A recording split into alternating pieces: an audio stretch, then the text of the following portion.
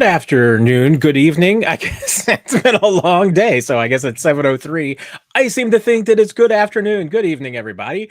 Welcome to the Chiefs Digest live Q&A. I am Matt Derrick, as it says at the top of the screen, and as Luttrell chimed in for us, hooray, hooray! It is Q&A day.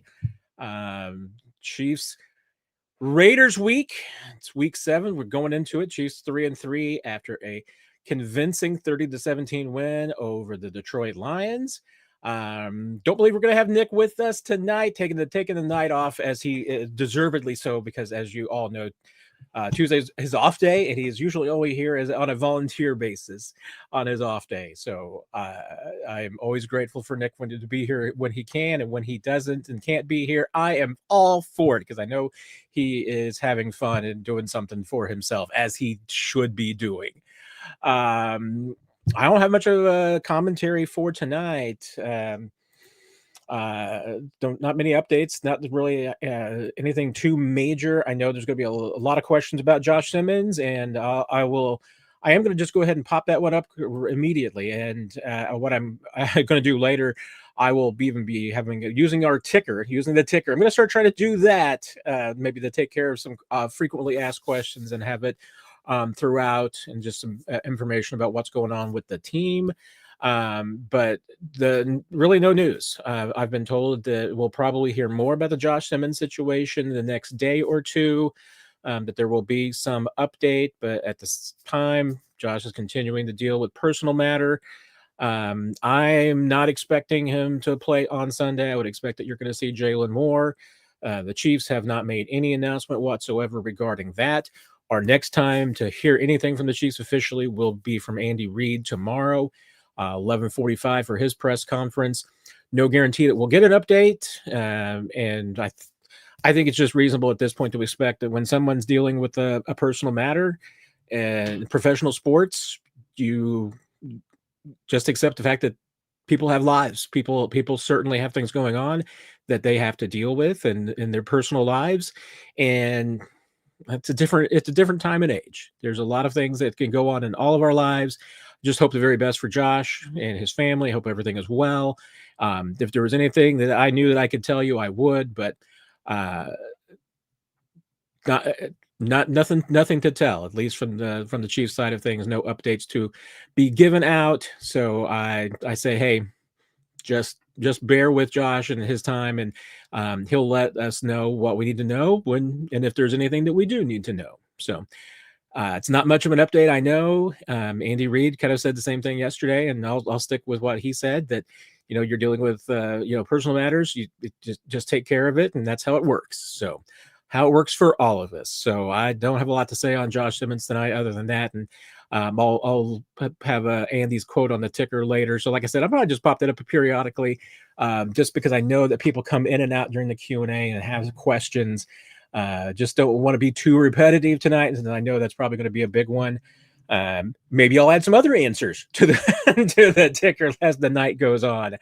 Like I said, we can deal with some of the frequent questions, and everybody can get their answers when they need them. Other than that, don't have a lot of commentary. Rashee Rice is back, of course. Get to see him on Wednesday, so I'll make sure that all of you get video. I'll have shoot as much as I can. It may be a very short practice on Wednesday, at least the open period, so won't be a lot of time, but definitely for the members, I'll make sure you get some exclusive video tomorrow of everything. And if you follow me on social media, all that, obviously you'll get some updates with your video of Rashee Rice, assuming he's on the field tomorrow, which I'm sure he will be, but we should just label that as well, that it's presuming that he's on the field. Fire away with your questions. I know there's already a few in the hopper, so let's go ahead and get into it. Luttrell, have you seen any replays on Butker's missed extra point? Just curious if it was just a misstep. I never saw one from the TV broadcast. It was a really good one. I mean, it was just I've seen the all 22, and I've seen the one from the broadcast. There was never really a good close up, and I asked Harrison about it after the game, and he said that he he wasn't sure what it was either, that he was going to have to go back and look at it. But what he assumed that he did was that he just rushed his kick. He rushed through the process and hit it too early. That would obviously make sense as far as, it's just, if you get the foot there a little bit too fast, you're going to come across it, as opposed to, it's just, to a degree, it's like hitting a baseball. Even though it's supposed to be stationary football when you hit it, if you get your legs going through too early and too fast on the setup, and when you swing it through, you're going to pull it. If you're too late, you're going to spray it off to the side. So, in Butker's case, you'd be spraying it off to the right side. That was really an unusual kick. I've never seen him pull one like that. I'm not sure I've seen a lot of NFL kickers do that. It was very uncharacteristic. But hey, if you get a rush setup, that's what can happen. And if you swing too fast and too early, that's what will happen. And doesn't seem, the only thing that would really, that if there was anything that wasn't said, then I can understand that, being too early, and that Harrison started his step into the football and set up into the kick before he normally would in comparison to the snap. Normally, obviously, snap, Harrison starts and then comes on through. In this case, if he was just a little early, then I can understand why. I was obviously sprayed it the way that he did. That doesn't necessarily mean it was a miscommunication or anything. I've been told by everybody involved that they didn't feel that there was anything wrong with the snap or the hold. All those looked good to me too.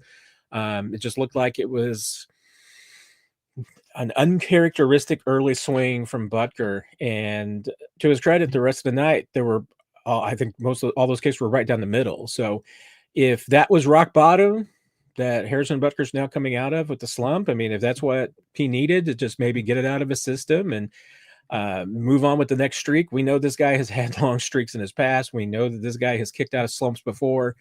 So I'm not too terribly concerned. You'd like to see Harrison get on a streak. Let's see if he can get on one here. The fact that he hit kicks the rest of the night, I think, was at least a good sign. And Harrison, in my conversation with him after the game, I thought that he was a stand-up guy about it. He admitted what the issue. He acknowledged it. He seemed really eaten up about it. I'll add that. He was upset. I don't want anybody to think that, he's not kind of understanding and realizing what's going on. He certainly does. And it's frustrating to him too. So, I just have seen this guy kick for long enough that I've seen him kick out of slumps before. So I'm fully expecting that it's going to happen again. Maybe it's already happened. Maybe he's out of it, and you're going to see him go on a little bit of a run. Let's got all the questions in before 7:00 tonight. Being reactionary, a little worried about the run defense now. Lions showed a potential path to beating KC. Could be running the ball and controlling the clock. I thought that the Lions had a little bit of success, doing that lateral early on. I thought that the Chiefs defense at least tried to make some adjustments to that and cleaned it up as the game progressed. And statistically, Giants, the Lions, like I said, they had some success early, and maybe they got away from it, but you held Jamar Gibbs to 3.8 yards. Montgomery had a couple of, nice runs, but between the two of them, 89 yards. You hold a team to 89 yards rushing, it's a good day. You hold any team under 100 yards rushing, you feel pretty good about your defense. So I have no issues there whatsoever. And the cynic would say that really the Lions' strategy when they were running the ball well was just to run it right at Derrick Nottie. So that might be the one thing that you're still talking about trying to clean up a little bit. And that maybe is a good point to lead into your next question. Does KC need to get some help with the rush on the defensive side of the ball at the trade deadline? And I'm talking about, the run game, run defense as well. You kind of lead that into the pass rush. I do think those are two positions that Brett Veach and his staff are going to be looking at, free agency market and the trade market, as potential solutions. They don't have a ton of money to play with right now, so they would have to get some things done as far as freeing up some space. but they could use a run defender on the interior, and I mean, they could certainly use depth at pass rusher. The hard thing is going to be upgrading your pass rush. I mean, George Karlaftis has been productive as far as creating pressures. They haven't had a lot of production from the other spot on the other side, other than when Chris Jones is in that position. So could they use some edge help? Yes, they could. And trade deadline's November 4th. That's still, it's getting here quickly. It'll be the week of the Chiefs bye week. So that's kind of, I think, at least good timing to a degree, bringing somebody in on the bye week. I guess it would mean that they're not going to play 18 games, though. That's the real trick. Because see, we've seen some guys do that already, playing 18 games when they get traded before they've had their first team's bye, but after their second team's bye, get traded during the bye week in the Chiefs country. You wouldn't be able to play 18. Probably a good thing though. But yeah, I mean, I think the Chiefs need help at both those spots. So I think they're going to be in the market for that. Again, I mean, it's just a matter of finding the production that you need at a price that you can afford, both draft pick wise and in salary cap wise. I mean, because they have a little bit less than $3 million in cap space right now. There's not a lot that they can do unless they free up some space. And even then, there's not a lot of space to free up. So I think it's going to be a challenge. And then you throw in that if they don't believe that Brashard Smith is ready to assume a larger running back role, I mean, they still could use some speed in that backfield. And they appear to be well in the market for a running back as well. So those are the three things to watch going to the trade deadline on November 4th. Chris thought Jalen Moore looked fantastic. I cannot disagree, Chris. Brian, I'm sorry for what you're going through there. That does not sound pleasant at all. I just had some chips for dinner, so I don't think you're gonna be too jealous of that. Jackson, what do you think? Why do you think the Chiefs aren't getting any credit for shutting down the number one offense again? I feel like the national conversation has been about the Lions' injured secondary. It's interesting because I agree. I get it that there hasn't been a lot of talk about, I mean, the Chiefs shutting down the Lions. Because if anything, I mean, I feel like the conversation has been, like you said, I mean, it's been a little bit about the Lions secondary, but a lot of it, still is just like the Chiefs are back. That seems to be the narrative. So offensively, they're giving the Chiefs a lot of credit.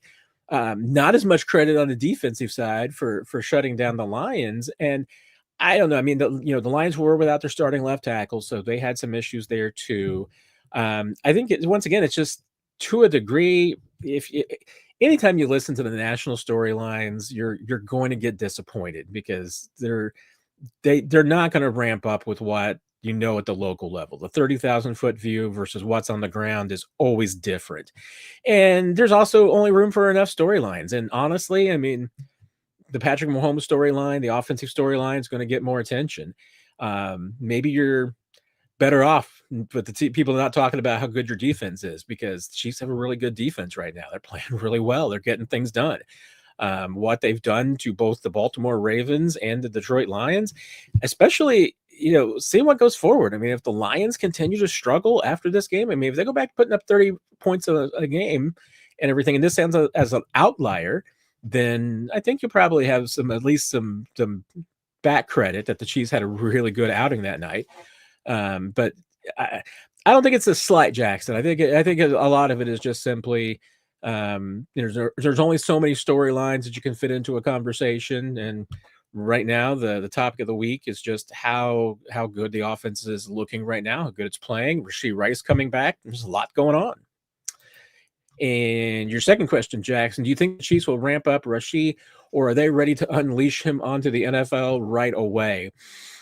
I really don't have a sense for it yet. I mean, for the most part, the Chiefs, leading up to this week have been like, that's a week 7 conversation. So there hasn't been really a lot of talk about what they're going to do. Even when we talked to Andy on Monday, there was not much discussion about Rashee and how they were going to use him, how much he was going to be available.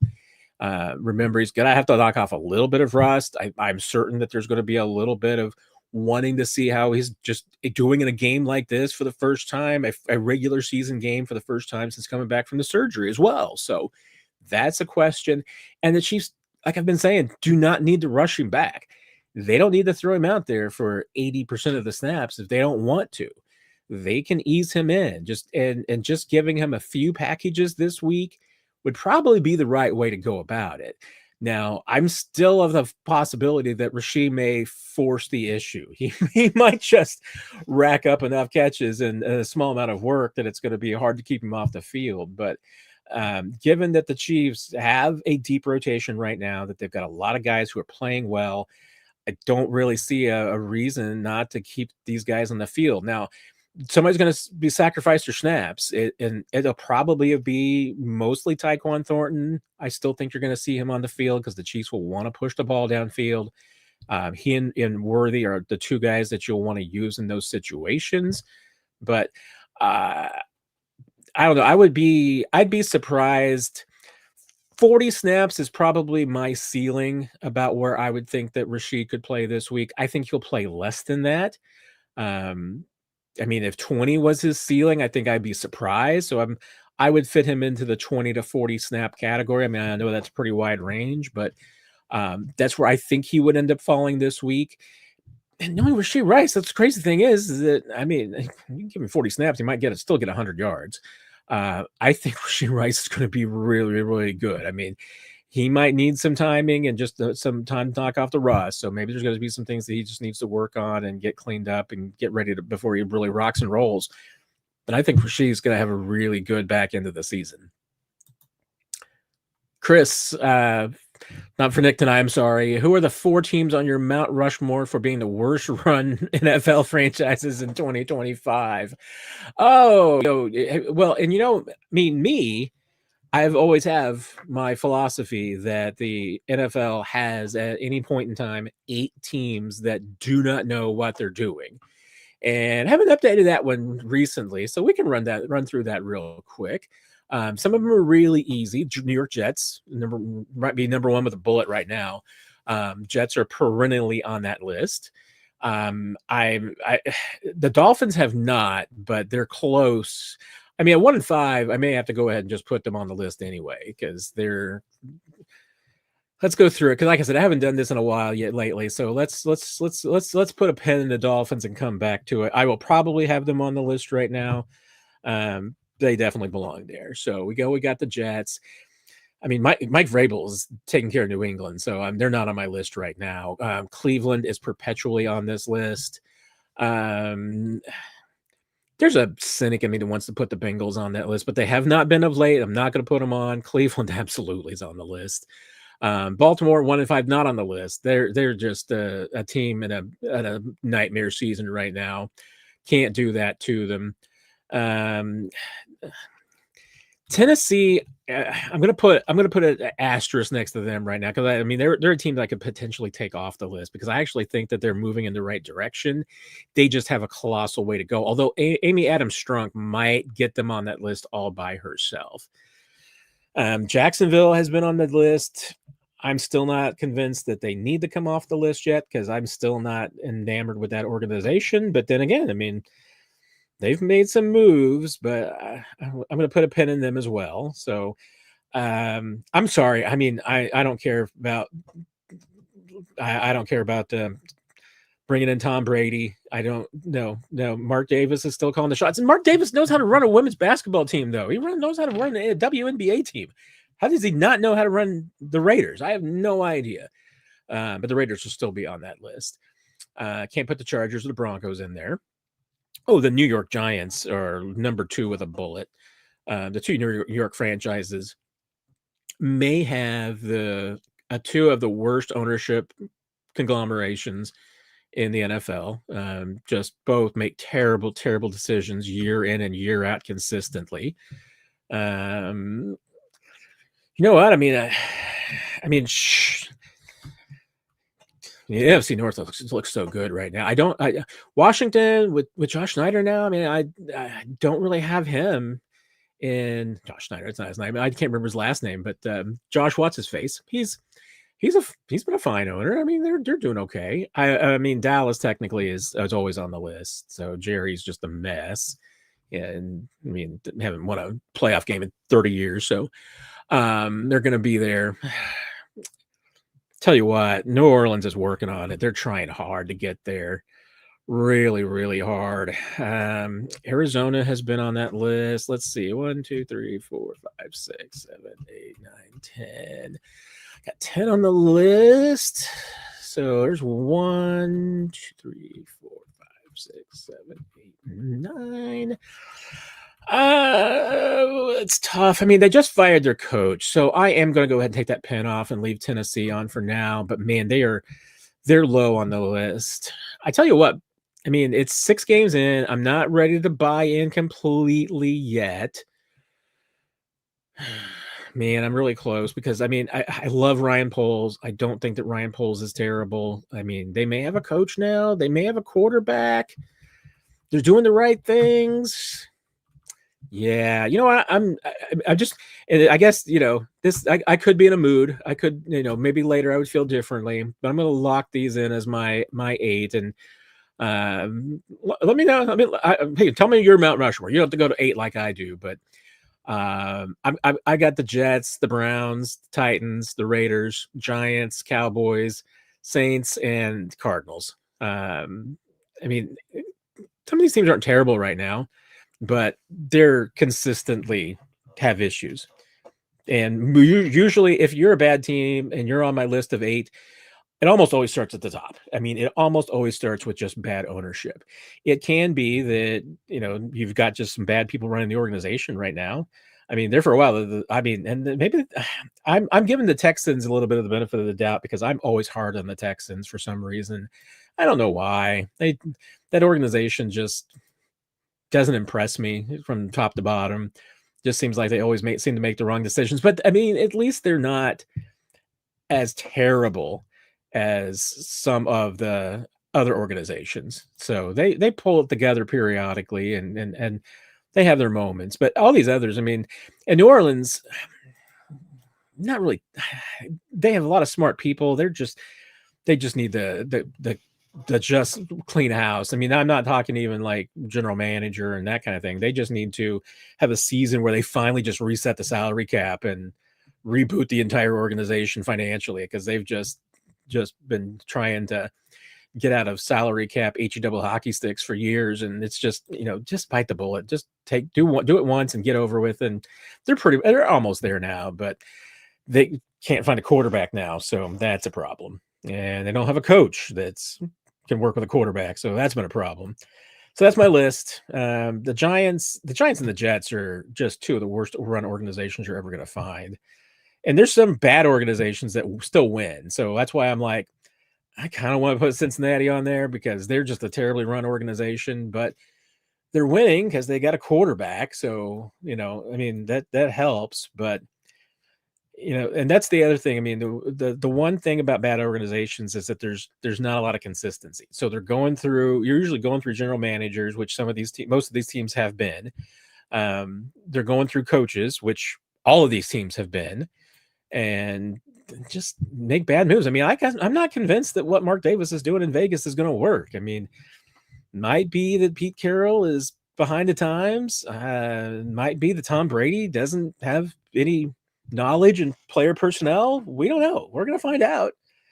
And then, of course, Jerry is just such a mess in Dallas that you got to put Jerry on the list. So, all right, that's my final answer, Chris. Those are my 8.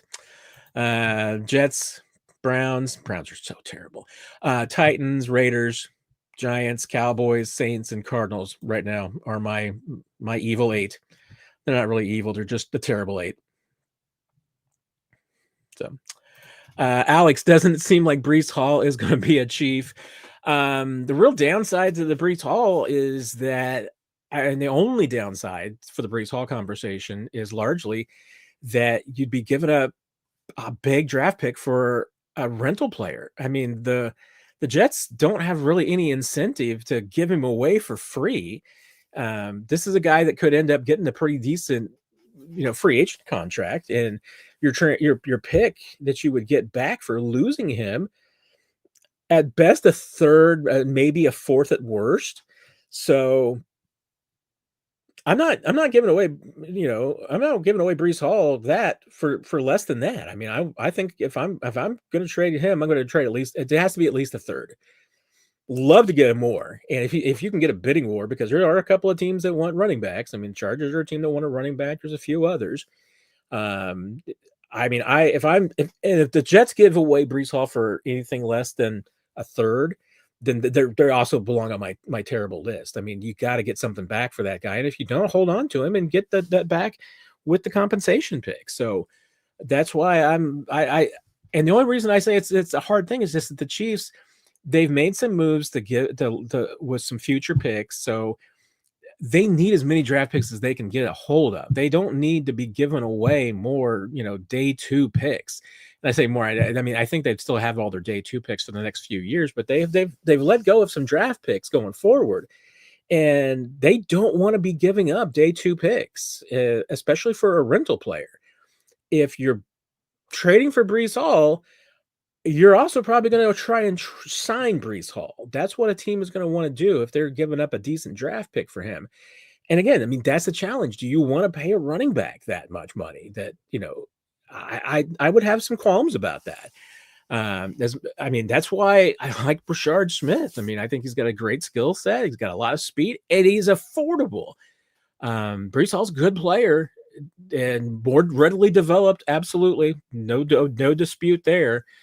It's just, I think it's going to cost you, and it's a short-term rental unless you're going to commit the salary cap to him, in which case that's just never been a very good strategy for most teams. Look at the Super Bowls. Super Bowls are not usually won by teams with high-cost running backs, and I say that even though Saquon Barkley just won one. Also, I think the salary cap figure last year was really, really low. Question's going to be if the Eagles are winning Super Bowls when his salary cap is really, really high. Answer is going to be no, they are not. So that would just be my concerns about Breece Hall. I mean, yes, for 1 year, just to finish out the year, maybe great, but for a long term and to sign him long term, that would be kind of pricey to me. Chris, assuming that we're talking about running backs right there, who would be your top candidate after Breece Hall? I mean, I like pretty much anybody that plays for the Miami Dolphins. That's a pretty good group right now. Any one of them is available. If any of them end up being available, they should. I mean, it sounds like the Dolphins maybe want to hold on to A-Chain, so maybe that's the guy that's not available. But anybody else in that backfield, I think, would be helpful to the Chiefs. You're going to hear a lot about Alvin Kamara. I know he's been connected to the Chiefs. Price this year is not the problem with Alvin Kamara. The problem is next year with Alvin Kamara, because I believe it's $11 million that he's due, and it is guaranteed. It already guaranteed back in, I believe, March, and it was previously guaranteed for injury, but it became fully guaranteed earlier this year. 31-year-old Alvin Kamara, $11 million next year. I have not talked to anybody who thinks that's a good idea. So I would have some serious concerns about that. I mean, that's a lot of money to be thinking about. And right now, I mean, the Chiefs don't have that money for a running back next year. And then you're talking about reworking a 31-year-old running back's money a contract to fit him. And if you're Alvin Kamara, you're probably only signing a contract that's got a lot of new money in it. So then you're talking about paying a 32, 33-year-old running back. There's a lot of things I don't like about that. Now, I mean, if the Saints are going to give him away for free for like a 7th-round pick, maybe you talk.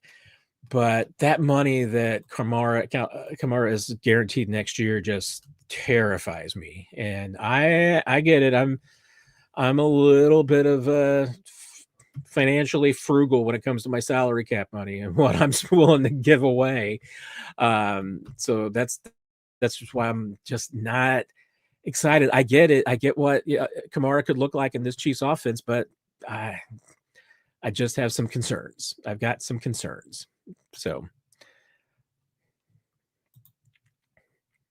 I mean, after that, I mean, I think there's a pretty big drop off. There might be some guys I'm just not thinking of out there, but I mean, those are consistently the names that pretty much get talked about, are Kamara, Breece Hall, the guys in Miami. Those would be the ones, but Yeah, it's and once again, I mean, I still feel like that Brashard Smith might be your just best option in the second half of the season, is just to have a little bit more confidence in him. They've been bringing him along slowly. I'm really, I mean, the bye. Here's the true thing: is that the bye week is usually the time period in which the Chiefs start to kind of take off the training wheels of their rookies. This year, your bye week is trade deadline. So it's not like you're going to get to see any of these guys after the trade deadline.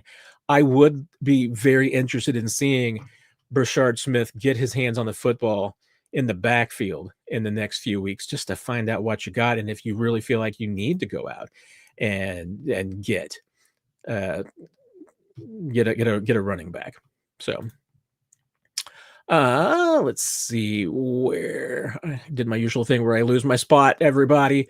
I need to start scrolling too, which I'm going to do right here. Perry, would Carl Granderson from the Saints be a realistic trade target or a scheme fit?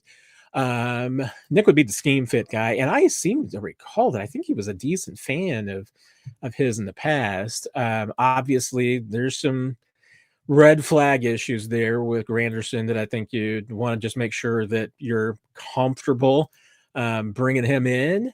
And looking at a couple of things with him real quick. I mean, he's been a productive player. Well, he's got 4.5 sacks this year and a ton of tackles for a guy like that. So look and see, because I have not looked at his salary cap number recently. So let me pull that up real quick and then let you know for sure whether I would go that direction. Like I said, I seem to recall that Nick has talked about him in the past, at least from just on the field standpoint, being positive. He's pretty affordable for this year. He's got it looks like an out after this year. So the Saints could be willing to deal.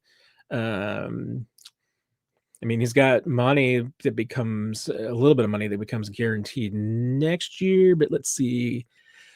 You would be giving up the Saints would be eating his bonus money, which there's a little bit of that. I mean, they could hand. I mean, it's like I said, there's an out in his contract for this year. They're going to be eating 18.5 in dead cap anyway. It looks like, regardless, after the season, unless they wanted to keep him. I mean, he's got $18 million cap hit for next year for the Saints, $18 million the following year. And like I said, he's got, 18.5 basically left in dead money for the Saints. He does already have $3.44 million for the Chiefs. If they picked him up, that would be guaranteed. I mean, with the prorated version, you'd be talking about $3.5 million for essentially for Carl Granderson. That's not terrible. I mean, you would have a dead cap for next year. It'd be very, very cheap for this year. Saints would have to eat a lot of that. So, it's the question about whether or not they would want a little bit more of a pick. But again, I mean, if there's not much of a market, do you just go ahead and keep Granderson and play out the season and release him in the off season to avoid the future hits? Or, I mean, because I'm looking, I mean, his cap hits are, I mean, it's basically it's a 2-to-1 ratio. I mean, his cap hit is twice as much as his dead cap over the next 2 seasons. So, I mean, it's built into being out. It doesn't have to be. I mean, the Saints could keep him. Obviously, the team that acquires him could keep him. In your cap hits, if you're the Chiefs for next year, would only be $10.75 million for each of the next 2 seasons. I mean, if you're the Chiefs and you think this is a guy that could help you for 2.5 years, maybe I would have concerns, because there's been some red flags in Carl Granderson's past. So I think if I was in Brett Veach's office and advising him based on just what I know from publicly, I'd probably say, let's look elsewhere, but he's really not that expensive. Now, the reason I want too expensive is because a little bit of the red flags have brought his value down with the contract time. I don't know, Perry. That's a really tough one for me. I'm on the fence on it, but I think it's a good question. Absolutely is. So I bet I am 90% certain that question is going to come up again in the weeks ahead. So we'll ask that when Nick is here and get his viewpoint on that one. Alex, I feel like a pass rush addition is more difficult to fit into Spags' scheme than a running back coming into Andy's. Agree? To a degree, I think I would agree with that, especially because it feels like that there's a complexity to what Steve Spagnuolo asks for his guys.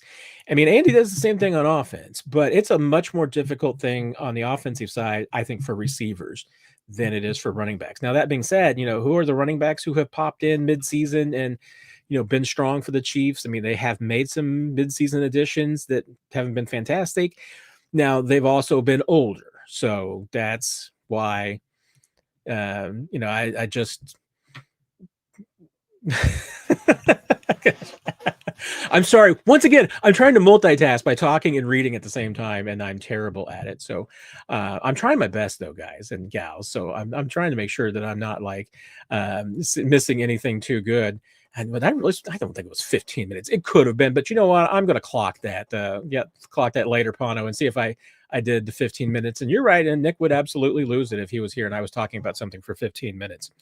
So, yeah, it is. I mean, and that was something that was talked about last year with bringing in Josh Uche, and the Uche issue was probably more scheme fit than anything. He was a 3-4 linebacker brought in to be an edge rusher on a 4-3 team, and they just couldn't quite figure out how to make it work. But I think there was also a little bit of picking up, Spags' scheme and figuring things out that was difficult for Uche. So it was probably 6 of one, half dozen of the other. And that's why, again, you probably do have to be careful with who you bring in if you are going to be bringing in a pass rusher. I mean, I don't think that the Chiefs are just sold that anybody can come in and play Spags' system. That's why it's got to be the right player. So there will be some things that they have to figure out there. Chris, I have not actually read the UTEP study on officiating. It sounds like something that I don't want to read either. So I suppose I should check it out. Maybe there's some validity to it. Who knows? I know it also covers, a few years that Patrick Mahomes was not here. So are there things that are skewed? I don't know. Is it worth the paper it's printed on? I don't know. I mean, 9 times out of 10, I say that somewhat cynically, but it's close to truth. A lot of times studies like this are just used to get attention and raise money and get some publicity. So, they're not, let's face it, this study on officiating wasn't curing cancer. So it's not like it's the most important thing that the university is doing. And I'm sure there's probably a few people who are going to be like, wait, what's the university spending money on that for crying out loud? But MC Canada, vibe checks in the locker room. Everyone feeling good with Rice coming back. I mean, you just talk about Rice coming back.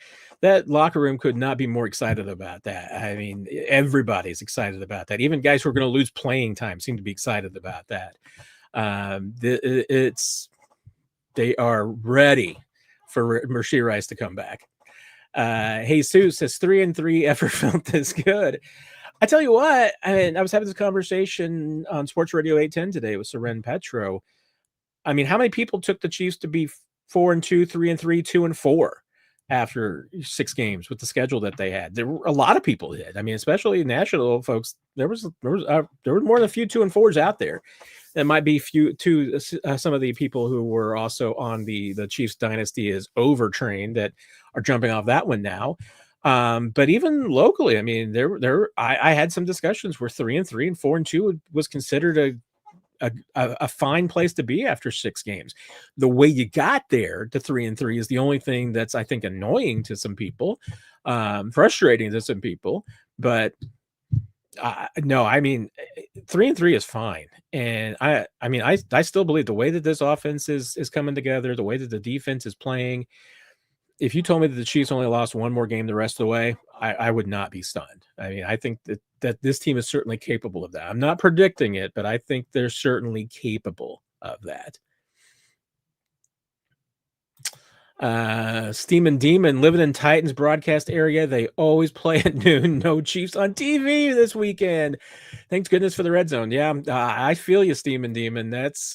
That would be rough. And I mean, the Chiefs never play at noon, so there you go. I mean, it's going to be a big deal. MC Canada, have you seen or heard Rice back at practice or the meetings? I have not seen him in the building yet. Now that we're only allowed back into the locker room for about, combined an hour and a half each week. I take a little bit longer than that. 45 minutes, 90, another 30. So about 2 hours a week in the locker room. And I did not see him during that time. Now, I wasn't in there for the entire 2 hour period. I was probably in there for about half of it last week. I was probably out in there for most of it the week before, and I haven't seen him around. It could just very well be that at the lunch period, hey, they've got the players' lounge now that for lunch. He could be in strength and training. He could be doing a lot of things because he is not allowed on the practice field during this week where these couple of weeks where he's back in the building. He's not allowed to be on the practice field during practice. So he's just there for meetings and strength and conditioning, that kind of thing. So haven't seen him on the practice field. That should be first day, should be tomorrow on Wednesday. Of course, I obviously am not in the meeting, so I haven't got to see him, but everybody seems to be pretty excited that he's been back. Andy Reid says he's in good shape and ready to go, and everybody says he's been good in the meetings, so it looks like they're ready to fly. And it sounds like we will probably hear from Rashee Rice on Friday. So if you're looking to not just see some video from him but practice, but also hear from him and how he spent the suspension and what's kind of going through his mind, sounds like we'll get access to him on the podium on Friday. So just thought I would share that.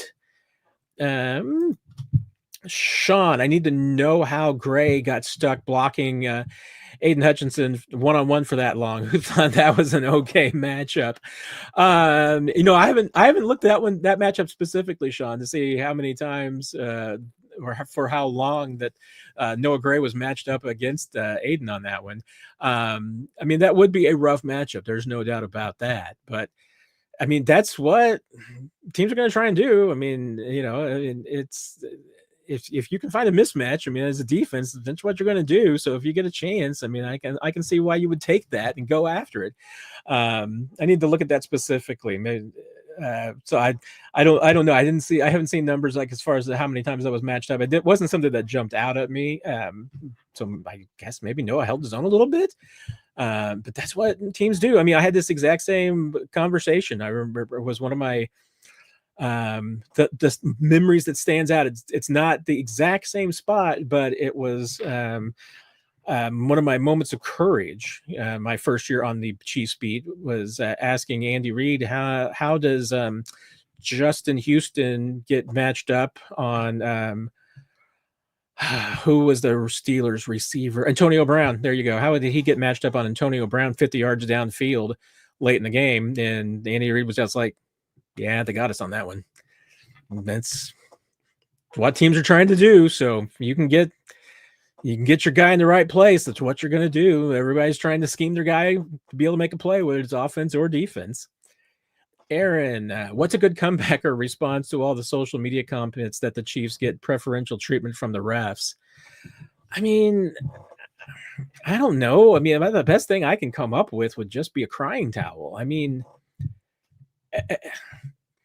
There's not really, there's no good evidence of this. I maybe just play into it. I don't know. It's a complaining about the officials is always a losing argument. It's always the lament of the loser. Obviously, first of all, winners never complain about the officiating because they don't give a rat's hiney about the officiating because they won the game.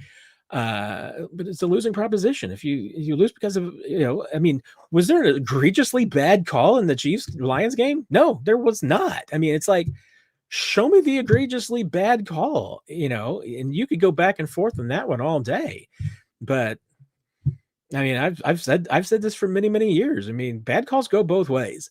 And I'm not convinced that the Chiefs get preferential treatment. I mean, if anything, that the Chiefs benefit from the rules is probably because they know the rules better than the other team does, and we know that because we've seen some teams do some things that make no sense in the rules. I'm looking at you 49ers not knowing the overtime rule. So I don't know. I think I might just, post a gif of a hanky, because that's about the only thing that they're all doing is just whining, and it's getting old. I mean, eventually they're going to have to knock it off, right? And so, Alex, will the Chiefs have a small package for Royals towards the end of the year? Oh, for Jalen Royals. God, I'm still doing that, man. I'm still thinking Chiefs and Royals across the parking lot. Yeah, I mean, I do. I mean, I think you're going to see more Jalen Royals. He's probably kind of at the end of the list. The injury obviously slowed him down a little bit as far as his progress goes. But yeah, I mean, I do think you're going to see some more things designed for him. Obviously, he's going to be prepped to fill in if they get any injuries. That would be when he would get a little bit bigger role. I think the injuries definitely slowed him down. So that's a little bit of the process right there. Let's see what happens after the bye week, because that's, like I alluded to earlier, that's when you're going to see some rookies step up and get more playing time. I wouldn't be surprised if you then start to see some things for him. So he's going to get a few more snaps. Is he going to get 30 snaps a game this year? Barring injuries, no. I mean, it's going to be more limited work for him, but seems like the Chiefs are happy with his progress despite the injuries. And so I think you're going to see him at some point. Jeremy, thank you for reminding me and bringing this up, and the hand flapping celebration. I'm wondering if it's related to the other thing. So maybe somebody can help me out with this. So apparently there's a game that has been around forever. I don't remember it because I don't remember playing it when I was a kid. Maybe I'm old and don't remember it, or wasn't any good at it and therefore didn't play it. Maybe it came about after me. Hollywood Brown was telling me about, playing this game when he was a kid, because it's the thing that's going around the locker room. But it's like one person moves and the other one has to move in a different direction. So it's like you move your hand to the right and your eye, and the other person, if they move the same direction as you do, they get a loss. And like first to three, I think. And does anybody know what I'm talking about? Does this make sense to anyone? I mean, you go left, down, up, right, and then, like I said, the other person has to do the exact opposite of what you're doing. So it's basically a reaction game. I don't know if that's what the players are doing. I will, once again, Jeremy, I'm making the list here. I'm putting it down, writing it down so that I am going to do it. Here's my piece of paper, it's my envelope that I have all of my current projects and questions written on. So I'm writing it down right now. What's the hand flapping celebration? Going to get you an answer next week. Bring it up, and if I don't bring it up next week, I will make a donation to the charity of your choice. It's not going to be a big donation, so don't get too excited, but that'll be my incentive for making sure that I know what's going on here. But I'm wondering if that's that. And does anybody know what I'm talking about with this game? Have you ever played this? I think it was just Cody saying that the flapping was just worthy against the Ravens. I'll check and see if that was the case too. I mean, maybe it was. I need to find somebody. Did he answer it, Cody? Okay. Then if that's the thing and it was just the flapping against the Ravens thing, then. But I do need to find out what this game is. So if anybody's got it, yeah, I mean, that's isn't that the code from like Super Mario? It's something like this. I don't know what, but I need to find out because it's driving me crazy. Because the players in the locker room are playing this all day when we're in there, so they're obsessed with it right now. So I need to find out what the game is called. Nobody knows what it's called. I've talked to them. They've explained the rules to me and everything and what they're doing.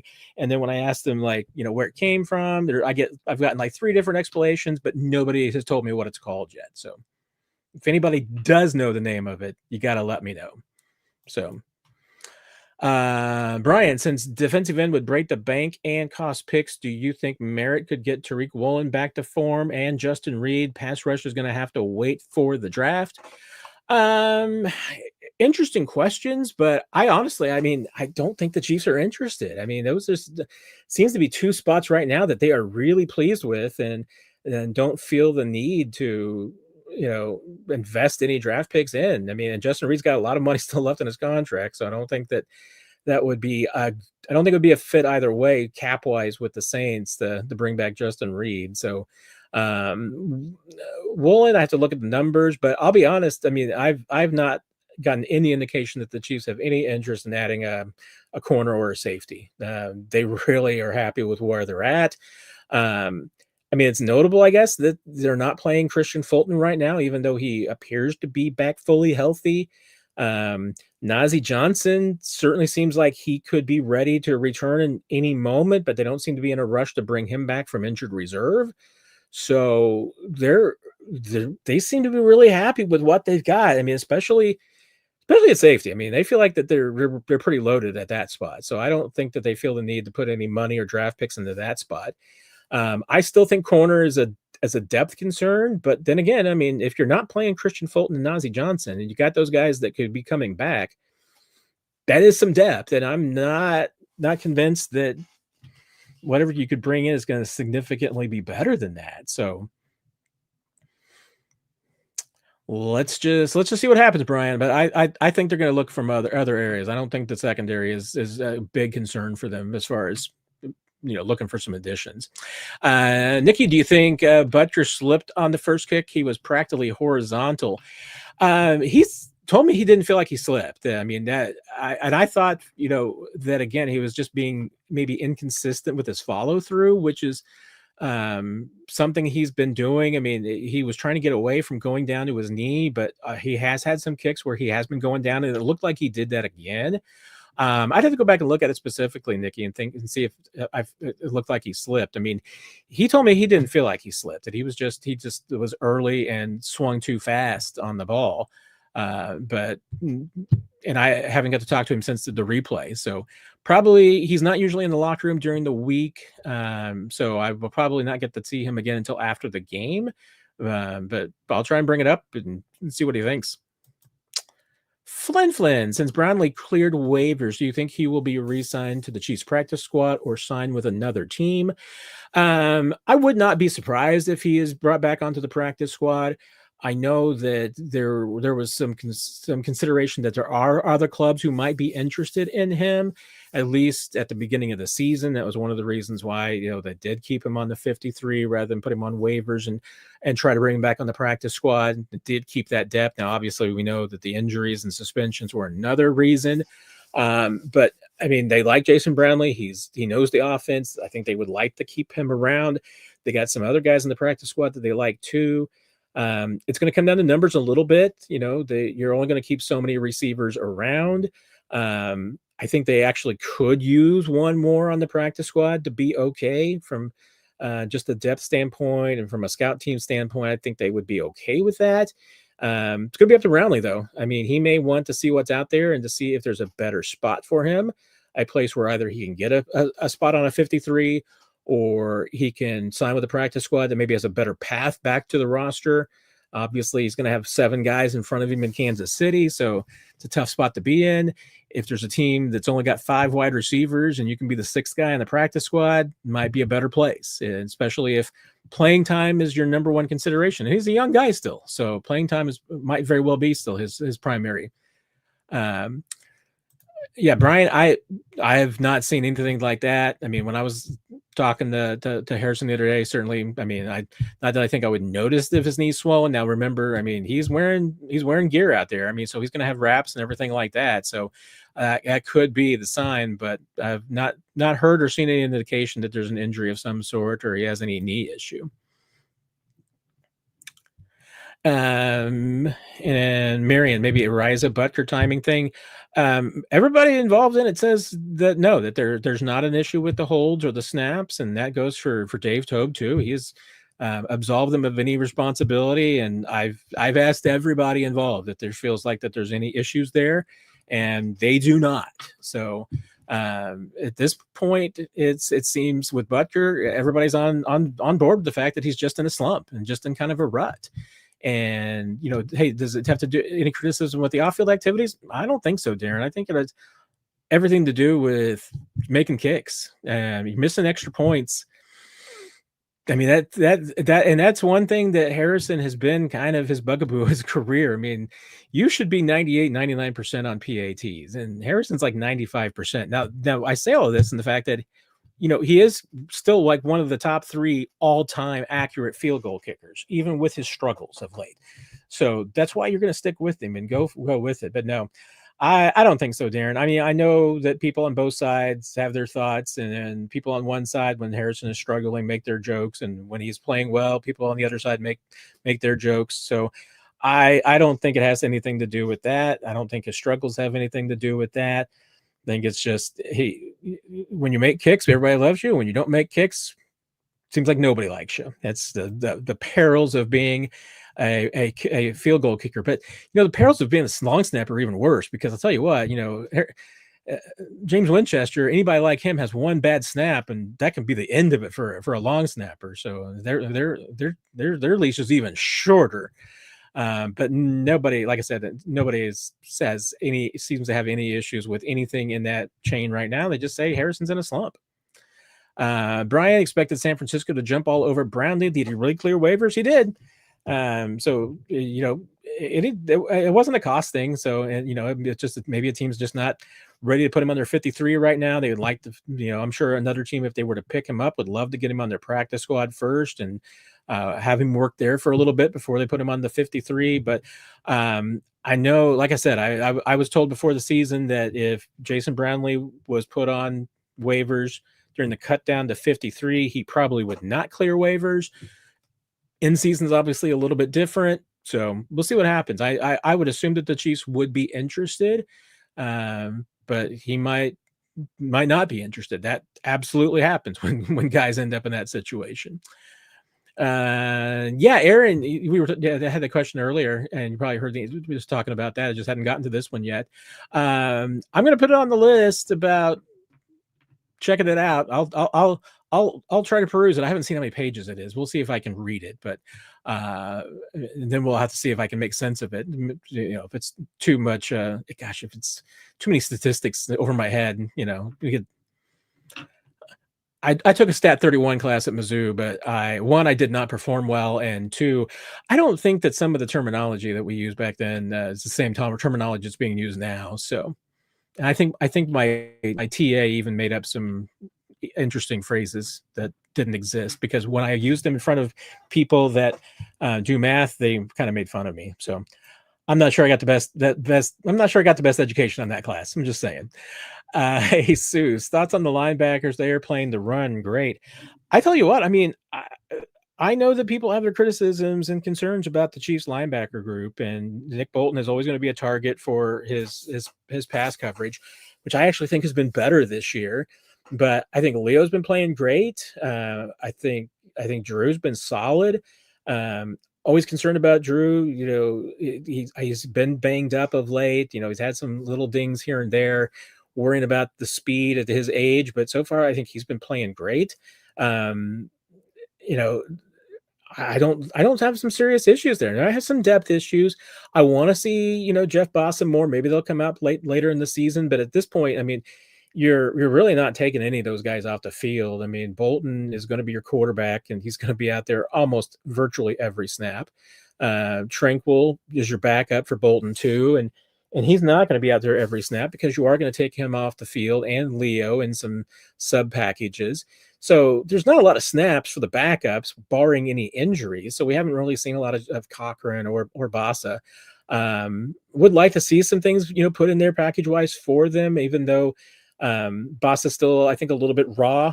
Great special teams player, but I think that they still want him to come along a little bit and just gain a little bit more seasoning before they throw him into the deep end on defense. But I think Leo's having a solid contract year. I think he's putting him in a really good place for a payday. Drew's continuing to make his money, and I think Nick has had a good year. So, I mean, like I said, I know there's still the weakest part of his game is pass coverage. I actually think he's been better this year. I'm not saying he's been fantastic, but he's been better. And there's parts of his game that I think Nick has picked it up and stepped it up. And as for what Spags wants as the glue guy that holds all of that together. I mean, Bolton's nails. He does that as well as anybody. So, Darren, if Nadi is as bad as PFF suggests, why is Tillery and even a practice squad call up not getting some snaps? Position is by and large it. Nadi is a one tech. I can't really call him a zero tech because I don't think he's really specialized to be a nose. I think Mike Pennell was better situated for that. Jerry Tillery's lighter. I mean, Jerry Tillery's probably 20, 30 pounds lighter than Derek Nadi is. So that's a little bit of it. They're different size, different positions. Tillery is much more of a pass rusher, more of a three tech guy like Chris. So he would be more of a Chris Jones backup. And you're going to have him in more passing situations than run situations. The Chiefs have put Mike Dana out there at times, and Mike Dana gives up a lot of weight at that spot too. So, because you remember, I mean, if you're Derek Nadi, I mean, you're going up against centers and guards consistently, and you're trying to, eat up two of those guys if you can. So that needs to be a big man, and the Chiefs have a couple of those guys on the practice squad, and Broderick Martin and Marlon Tuipulotu. Both those guys have gotten call-ups. Now Broderick Martin's was just for Chris as an emergency with his aunt's funeral in case he didn't get back in time. Tuipulotu has been called up a couple of times, didn't get a huge number of snaps. He was the call-up when Omar Norman Lott was banged up. But even Omar Norman Lott is, again, a three-tech pass rusher type. He's not a one-tech. There was some considerations, I don't know what you would call it, between OTAs and training camp that maybe you were going to put some weight on Omar Norman Lott and ask him to be a one tech and to play that spot as a run defender. That has gone out the window. That's not the plan now for this season. So, I mean, you're really talking about those three guys as being your 3 one techs that would play that position. And I mean, the Chiefs are telling you that they have more faith in Derek Nadi than they do in Broderick Martin and Marlon Tuipulotu. At some point, do you give the other guys a chance? I don't know. I mean, PFF it's not the end all be all. They do get some things wrong. They do misunderstand some things. Sometimes coaches are hard on PFF just because they're hard on the guy that maybe they like. Probably a little bit of that going on with Derek Nadi right now. But I will say this also, that Derek hasn't necessarily been passing the eye test either. That's been kind of an issue. So, and that's why, I mean, the Chiefs, I think they're going to be in the market for a defensive tackle, especially some guy who is a run defender, run first. Steeman Demon saw a couple of weeks ago, Derek Nadi, and same question, has the stats improved? No, I believe he's like Darren noted, he's still 119th out of 119th. So yeah, there's not a lot of progress been going on there. And the Lions did run at Derek a lot the other night. Pano, hello. What schemes can Andy come up with him, Xavier, and Hollywood playing at the same time with Rashee? I'm assuming you're talking about there. I'll tell you what, the one thing that we saw in training camp with those three guys that you will want to see, and I think is their best move, is when they stack those three guys to the same side, because it's pick your poison. You put those three guys, stacked to one side together and bunched together, and there's a couple of different formations in which they used them in. I mean, they kind of moved them around a little bit, but and there are times when they would have them just lined up in a row. There were times when they would have them in a diamond. I think the diamond formation was the one that Nick talked a lot about during back in training camp, that the Chiefs had a lot of, and I think they even ran it a little bit in training, in preseason, and ran that play. So you got to see at least maybe a sneak peek of it. But that's what I'm going to be intrigued with, was when they put those three guys on the same side, because what are you going to do? I mean, you're going to are you going to bring three corners over to that one side? And who's going to be on the other side? And you can put one of those guys in motion, but if you've got that trio that trips one way or the other, let's call it trips left. If you've got that setup with those three guys, And they can also all run three different directions. I mean, they're going to. I mean, they can crisscross. They can do some things. I mean, they can confuse you. And they've got size, they got speed, they got a lot of things that they can do. And they are going to put they're going to put some guys in a merry-go-round. They're going to put some defenders. I'll steal Nick's phrase. They're going to put some defenders in the washing machine and spin them around. They're going to get confused. So there's a lot of things that they can come up with upon them. That's probably my one that I'll be watching for the most, because that was the one that we saw a lot back in training camp. So I'm going to be intrigued about that one. Thomas, you have a kind of a different version of that. The question about Derek Deonte, why does Cullen and Andy, and I would say it's Spags probably in this case you'd be mentioning, have such a blind spot? I don't know if it's a blind spot. It's just that once again, it's the Spags defense and even maybe a little bit of Cullen's calls are really based about being in the right place at the right time. And they trust Derek Nottie to be in the right place at the right time. Is he strong enough? Is he fast enough to do what needs to be done? That might be a debatable question. Do they have a blind spot? I mean, if I can find a diplomatic way to ask that question, Thomas, I'll give it a shot this week, because and I think it's a question that deserves to be asked, because and I don't remember if it came up. I know that there was a conversation, but I think it was with another player. I'm trying to remember who it was, maybe Noel Williams, that it came up with when they were talking about PFF and Spags got a little bit high and mighty on PFF and not being a big fan. So probably won't include that in the discussion. But it could certainly, I think it's worth asking about, what's the future of Derek Nottie and what the concerns are about Derek Nottie from the coaching staff side of things. And we're getting assistant coaches this week. So Joe Cullen's going to be up there too. So we'll get a chance to talk to him about Derek's performance. Darren, next head coach to be relieved of their duties. I mean, it feels like Mike McDaniel is the guy in the hottest of hot seats, right? I mean, that's the one that I would assume to be next. I feel like somebody was just waiting. The Dolphins were just waiting for somebody else to fire their coach first. I mean, Stefanski's 1-5, but Cleveland, are they going to fire him, or are they just going to wait for him to win head coach of the year next year? When he goes 9-8, comes back from a 1-16 season and has this massive improvement.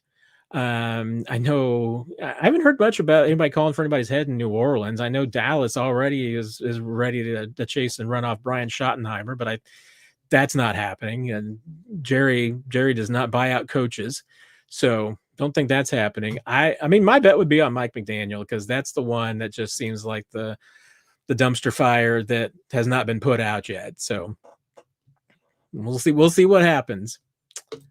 Chris, should the WWE book Brian Branch the next time they have a card in KC?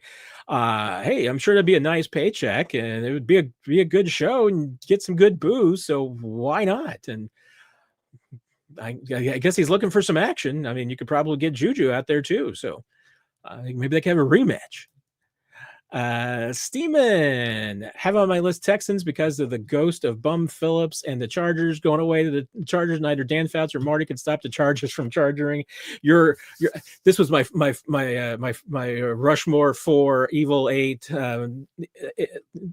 Terrible 8 conversation. Yeah, I mean, Chargers are interesting because you're right. I mean, they don't have a super smart ownership group that makes good decisions. They just seem more cursed than anything else. I mean, it's just bad luck. I mean, because they've had good teams, they've had good quarterbacks, occasionally good coaches. I can't explain what happens with the Chargers. No. It shouldn't take me 10 minutes to answer that question. Okay, that was the one that Pano said took me 15 minutes.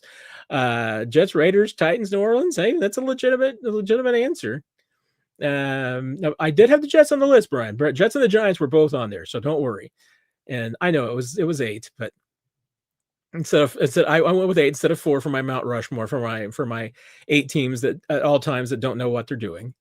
Thomas, trade Tyquan Thornton in a sixth for Devon A-Chain. Salary cap friendly trade. I mean, I also I don't want to give up Tyquan Thornton. I think you might need more than the six. You're right, than a loan, so maybe a player. And I don't know. I mean, that's the thing is that have guys like Tyquan, especially to a team that's imploding, doesn't have a ton of value. I mean, Tyquan's a nice piece, but I think that especially if you're the Dolphins, I don't know if you know who your next quarterback's going to be. Obviously, you got problems with Tua right now. I mean, if your next quarterback's not a guy like Patrick Mahomes, I mean, it's Tyquan didn't do well in New England because they didn't have a quarterback to get him to football. Maybe Tua can, but how long is Tua going to be the quarterback in Miami? I don't know. I don't know if he would have tremendous trade value, Thomas. That's my only concern. So I think it might take a little bit more than that to get A-Chain, but there might be somebody else depth wise that maybe the Dolphins would be interested. You never know. Daniel, what about David Ojo? I'm terrible with people's names sometimes. And Ojo, David, there we go. Should you look someplace else like Jermaine Johnson or Chase Young? I think, all those names I think are legitimate to ask about. And I'm planning on working on a piece on this here fairly soon. Just looking at the pluses and minuses. I was going to start with the running back spot, but defensive line and edge is absolutely part of that conversation. I know my memory with the Chase Young situation is that I don't know if there was a lot of interest in moving him. That might be the one guy that the Saints want to hold on to. I mean, they did just re-sign him, and his deal doesn't have an out until 26, so they would have to eat a lot of money to trade him now. He's got a cheap base for this year, but more expensive bases the next couple of years. I think that dead cap money-wise would be the challenge for the Saints. I don't think they're in a position. Granderson, we were talking about earlier, is probably the one guy from them that would be more tradable contract than Chase Young. And Young, I think, would be more expensive depth draft pick wise. Depth pick, great. Let's see. Now, Ojabo is pretty inexpensive, and a free agent after this year, so not much to worry about there. Not been terribly productive this year. Hasn't played a lot. So I don't remember there's been an issue with injuries there. He's only played 4 games, doesn't have many sacks. I feel like there has been an injury there, so that might turn me off a little bit too. And he just hasn't been productive. And Jermaine Johnson was your other one. Let me look at him real quick. I will not take 10-15 minutes, everybody, so don't worry. I won't get in trouble with anybody, including Nick, on this one. So let me look his contract up real quick. And let's see. There's a club option. He still has that. That's his 5th year option. Okay. So affordable, yes. 13.4 for next year would be the only question. Is that do you want him for next year? He's also I think he's also been banged up, and productivity is a little suspect. I mean, now you have a few more weeks to watch and see how these guys go. So I think a couple of those guys would be problematic contract wise. I mean, really just Chase would be the one that would just be problematic contract wise. I think the other guys would be affordable. It's just, are they healthy, and do you feel like they can help them? I mean, I know those have been productive players in the past. It's just, are they productive this season?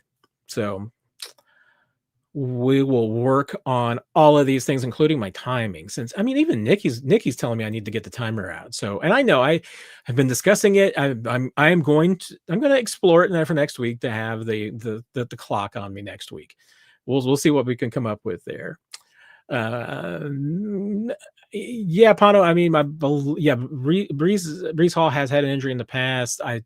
doesn't look like it's, I think, affecting him at this point. I think his productivity's been okay, and he's affordable. So I think that would be a low risk. But again, it's just that if you're trading for him, he's a rental player, and it's, well, how much will the Jets want, and how much are you willing to give up? Even Chris is giving me a hard time. Come on, man! I thought we were friends. I'm just kidding, everybody. Yes, I know. I'm not been. I have not been living a lightning round life tonight. So, and I didn't even have Nick to come in here and give me a hard time about it. Snake VP Patrick MVP. He's playing like it right now. So. He's working on getting there. Cody, Jeffrey Simmons traded to the Chiefs win. And I have looked up Jeffrey Simmons lately, and I was thinking that that's another one that I was like, I'm trying to remember the cost for him. And I'm pretty sure I mistyped Jeffrey.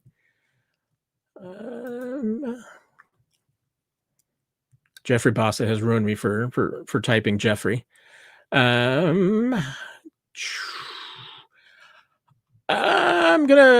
gonna be probably a hard pass for me because of the numbers. He's got 17.5 on his base right now, so the Chiefs would have to move heaven and earth just to get him under the salary cap for this year. Even the prorated version of his contract would be a problem there. Now you can rework things, but he's got a lot of money due on the contract, which is the other thing that I'm not really excited about. I mean, I've heard his name bounced around, so maybe he's willing to move some salary around. But his 25 salary is all guaranteed this year, so you're definitely paying him that. He's not taking a pay cut. Doesn't look like anything beyond 25 is guaranteed. So those 20 million, 20.1, $23 million cap hits on the base salary. But then he also has some, looks like 750,000 in bonuses those years too. That's a lot of money for 26 and 27 that the Chiefs can't afford. So you could rework the deal. Sure. You'd have to rework it for 25. I don't know that they could rework the money enough to get that one done. So that would probably be a like I said, unless he's willing to take a huge pay cut to move out. I don't know. They might be able to move him some places. I don't think Kansas City is one of those places.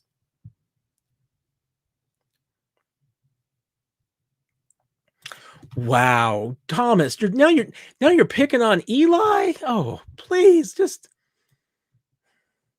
I'm hurt, Thomas. I'm hurt. Chris, would you say it is more likely to see a college coach get fired in season than an NFL coach these days? Gosh, I mean, college coaches are going quick now. I mean, so even statistically, I think you'd say at this point there's 1 out of 32 NFL coaches have been gone, and there's how many FBS programs? Excuse me.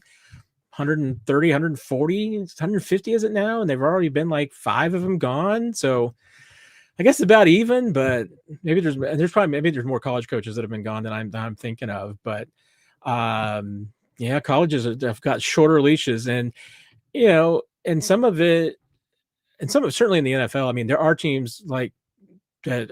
I mean, NFL teams, it seems like, are certainly a lot more concerned about buyouts and what's due than college coaches are.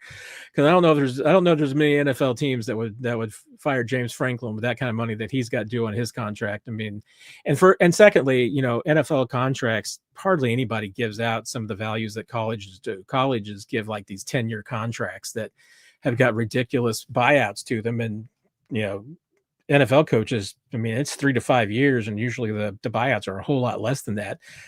John Gruden's is the exception that proves the rule, and that's why that one's going to probably be in court for the rest of our natural lives. Yeah, I've got ADD apparently, but maybe I need the H in there too. Maybe that would help me. Hano, I know I'm playing with all of you as well, so don't think I'm saying anything here. Let's see. I enjoyed that, Pano. Next. I'm going to take this question from Go KC Forever just so I can get myself into trouble. Doesn't Travis do press conferences anymore? Now I say this having I have talked to Travis in the locker room and Fridays in the locker room. I think 3 or 4 times so far this season. I've been working on a long-term project with him, and he's been nice enough to help me out for spending a couple of minutes on Fridays, which are pretty much the only time that he's in the locker room that when we're there. So I do appreciate that. But no, Travis has not done a podium in Kansas City or post game this year. His only podium appearance that I can recall, and I think has been documented, was in Brazil before the Brazil game. But he has not done a podium appearance during the regular season in Kansas City, and I don't believe that he's done a post-game press conference, road or home yet. So, answer right now is no. Travis is not doing press conferences right now, and it's not necessarily anything that's setting well with anybody. I'm just going to say that. I mean, I know there's people that it sets well with, but there's the people who don't care or don't want him to do press conferences, and that's working fine for them. All the reporters who would like to talk to Travis, it's not setting well with them that he's not doing press conferences right now. And I can't necessarily pin it on Travis. I can't necessarily tell you that with 100% certainty that it is Travis who is saying that I will not do press conferences or that it is other people making that decision for him. But their mileage may vary. And there you go. That's probably all I should say before I get into too much trouble. John, is there any truth to the Titans' interest in Matt Nagy for their open HC position? I would assume that it's true. I haven't talked to anybody specifically about that. I know it is conjectured, and a big reason why is because Mike Bergonzi is the general manager in Tennessee now, and obviously goes way back with Matt Nagy. So wouldn't surprise me in the least. I expected his name to be on the list for the head coach position there, and probably more so Nagy than Spags. I think that, Spags I think actually would be a good fit for them too. But I thought that Nagy was probably going to be the more natural. Like I said, he and Borgonzi go back a ways, so I would expect him to absolutely be on the short list. Go KC Forever. I don't know if this question has been asked, but do you think the Chiefs will trade a wide receiver away? I really don't. I mean, like I said, I don't know that the receivers that they would trade have tremendous trade value. Maybe, I mean, is there somebody who would look at what Tyquan Thornton has done and think that they could go get him? I think he has, I think, very specific value. You would have to have a big arm quarterback who likes to throw the ball deep and plays a West Coast offense. I mean, I think that's what you'd have to have if you want to go trade for him. But at the same time, I don't think you're giving up too much. I mean, you're talking about a guy who would probably be like he is for the Chiefs, your fourth, fifth, sixth receiver. Not giving up a ton of money, a ton of value for that. And again, it would have to be also a team that has all of these factors and is also in the playoff race and feels like that a deep threat receiver is the one thing that they need. I don't know if that I don't even know if that demand is going to be out there. But I don't know that there would be a tremendous amount of value enough for the Chiefs to say, yeah, we'll trade him and then end up needing him 3 weeks later. I think the Chiefs, like I said, I mean, that's why I think that, Jason Brownlee getting back on the practice squad, they'd love to have, because they've been in the spot where they've needed, 3, 4, 5 receivers going into a season and need some help.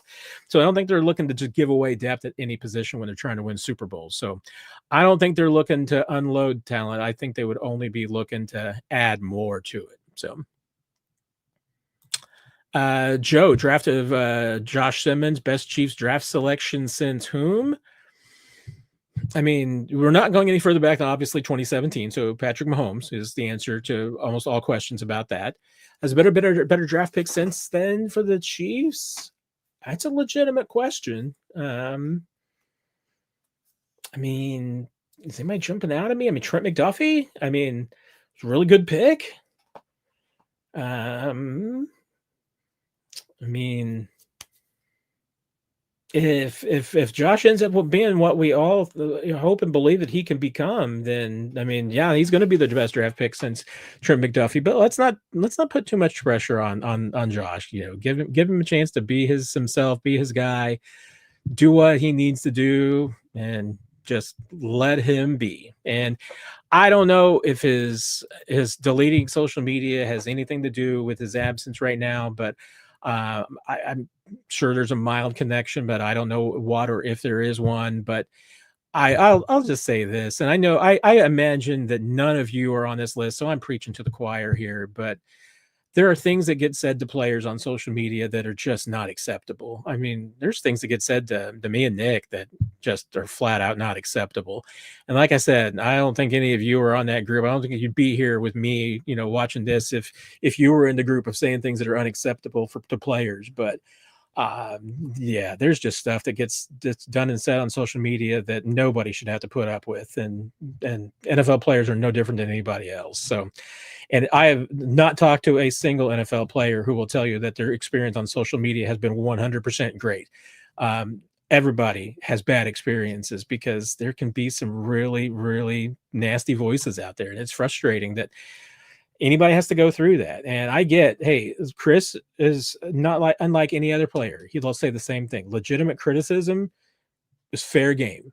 But sometimes just the nastiness and the bitterness and the tone and the language is just totally inappropriate. Bill, when did the Chiefs unload some of these contracts? Like, does Jones get traded this offseason? I doubt it. I mean, the Chiefs are.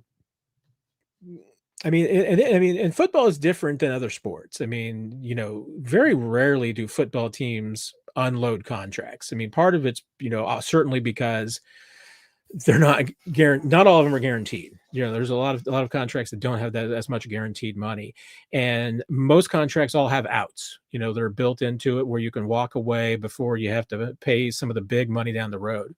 So, and that's the thing. I mean, if you got a contract that you want to unload, 9 times out of 10, maybe 99 times out of 100, there's nobody else who wants that contract either. Chris is a great player, but if with his numbers and everything like that, if let's put it this way, if Chris drops to a level of performance that the Chiefs don't want to pay him that money anymore, then the same is going to be true with most other teams. They're going to feel the same way. They're like, hey, we might like to have Chris Jones, but not for what you're paying him. So we'll wait for you to release him, and then we'll negotiate a cheaper deal. So there are some exceptions. I mean, and in those cases, when you do that, when you do kind of trade some cap money, when you trade a contract that's got some back end money on it, usually you have to pay for that. I mean, so it's like, you wouldn't trade Chris Jones for just like a draft pick straight up. You're going to be, or unless it's just significantly below value, you're going to be adding to that. I mean, it might be, hey, Chris Jones is a player, maybe it's worth a second round pick, but if you want me to eat all that money, I want a 5th round pick too. I mean, there's elements to that. So I can't really name a contract for you right now, Bill, that I think that the Chiefs would be in the position to try and trade. I mean, anybody that they want to get away from some of the money, they'll just walk away from the deal. That's why the outs are built into the contract. And let me pull up Chris's just so I remember and don't trying to keep all these numbers for everybody in my head these days is way too hard. So Chris's out in his contract is after 2026. So right now, I mean, the Chiefs traded him in the offseason, it would actually cost them $4 million more than if they kept him for the season. He's got $48 million cap hit. So, I mean, if they traded him in the offseason, let me see how those numbers are split up. You have a $29 million cap hit in 26 and $15 million the following year. It's a lot of money. I mean, anytime a player costs more for the cap hit to cut than to keep, you're usually keeping. Now, Chris's contract also is built to move some of that money around, so they could reduce the cap hit. But you're not really in a position to trade Chris. I mean, the acceleration on the cap hit would not be something that the Chiefs want to take. And then 2, it's his contract is built to make that decision after 26. Because like I said, $48 million in dead money next year. If you traded him before 26, he's only got 19.5 million dead after the season. So you would be giving up $29 million worth of performance for nothing. I mean, you would take $29 million hit for literally nothing other than just not paying Chris Jones to be here. That's not, I mean, if you're gonna waste $29 million, you're gonna keep Chris Jones and get the production. And like I said, I mean, if Chris isn't producing, nobody's gonna take on that contract. So, and Weston, do you expect to make a trade at running back or D line before the trade deadline?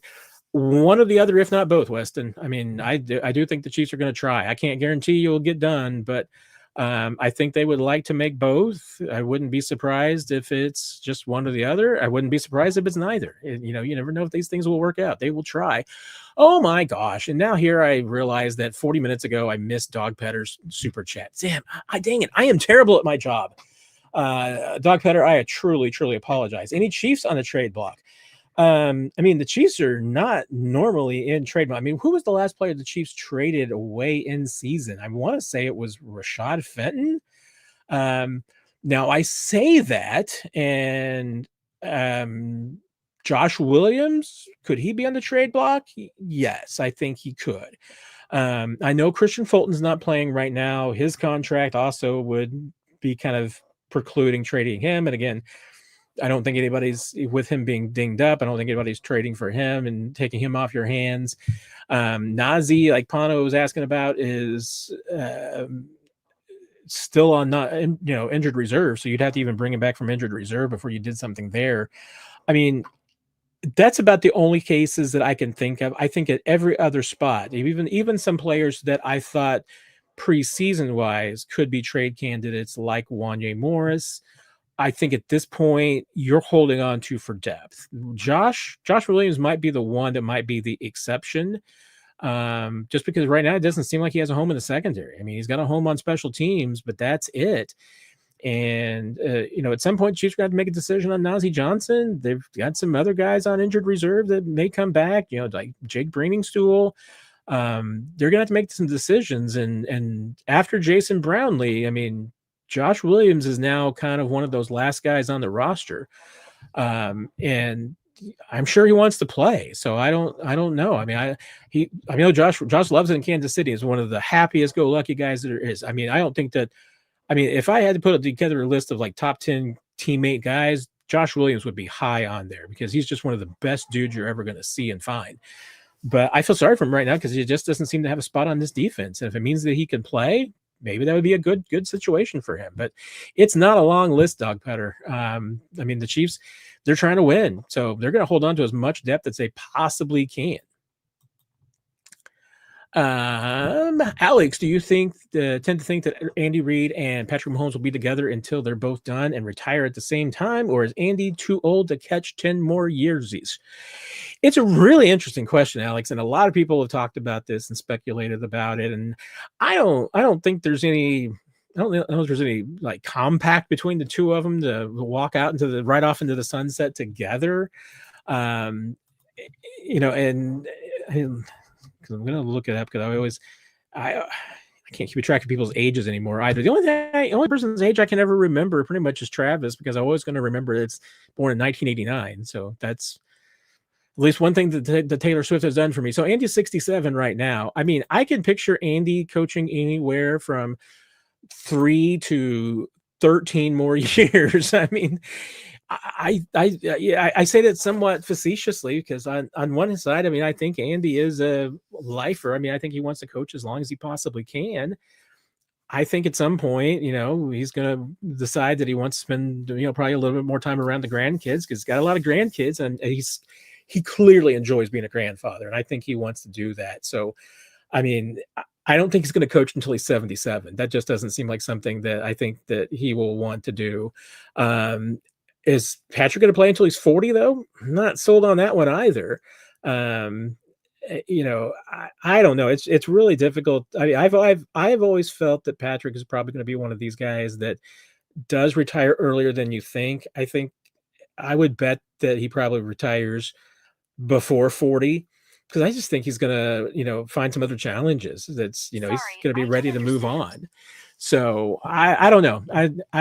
It's hard for me to see them lining up at the same time. I mean, I've heard a lot of people who think that, maybe the stadium is a time for Andy, as far as maybe that's going to be the time that he moves on. The Chiefs building the stadium is probably going to be also a time at which there's a lot of things that are going to get, moved around and changed in the organization. They're going to be making a decision about whether they continue to go away for training camp or, have it at their new facility, whatever it is that they build around 2031, 2032.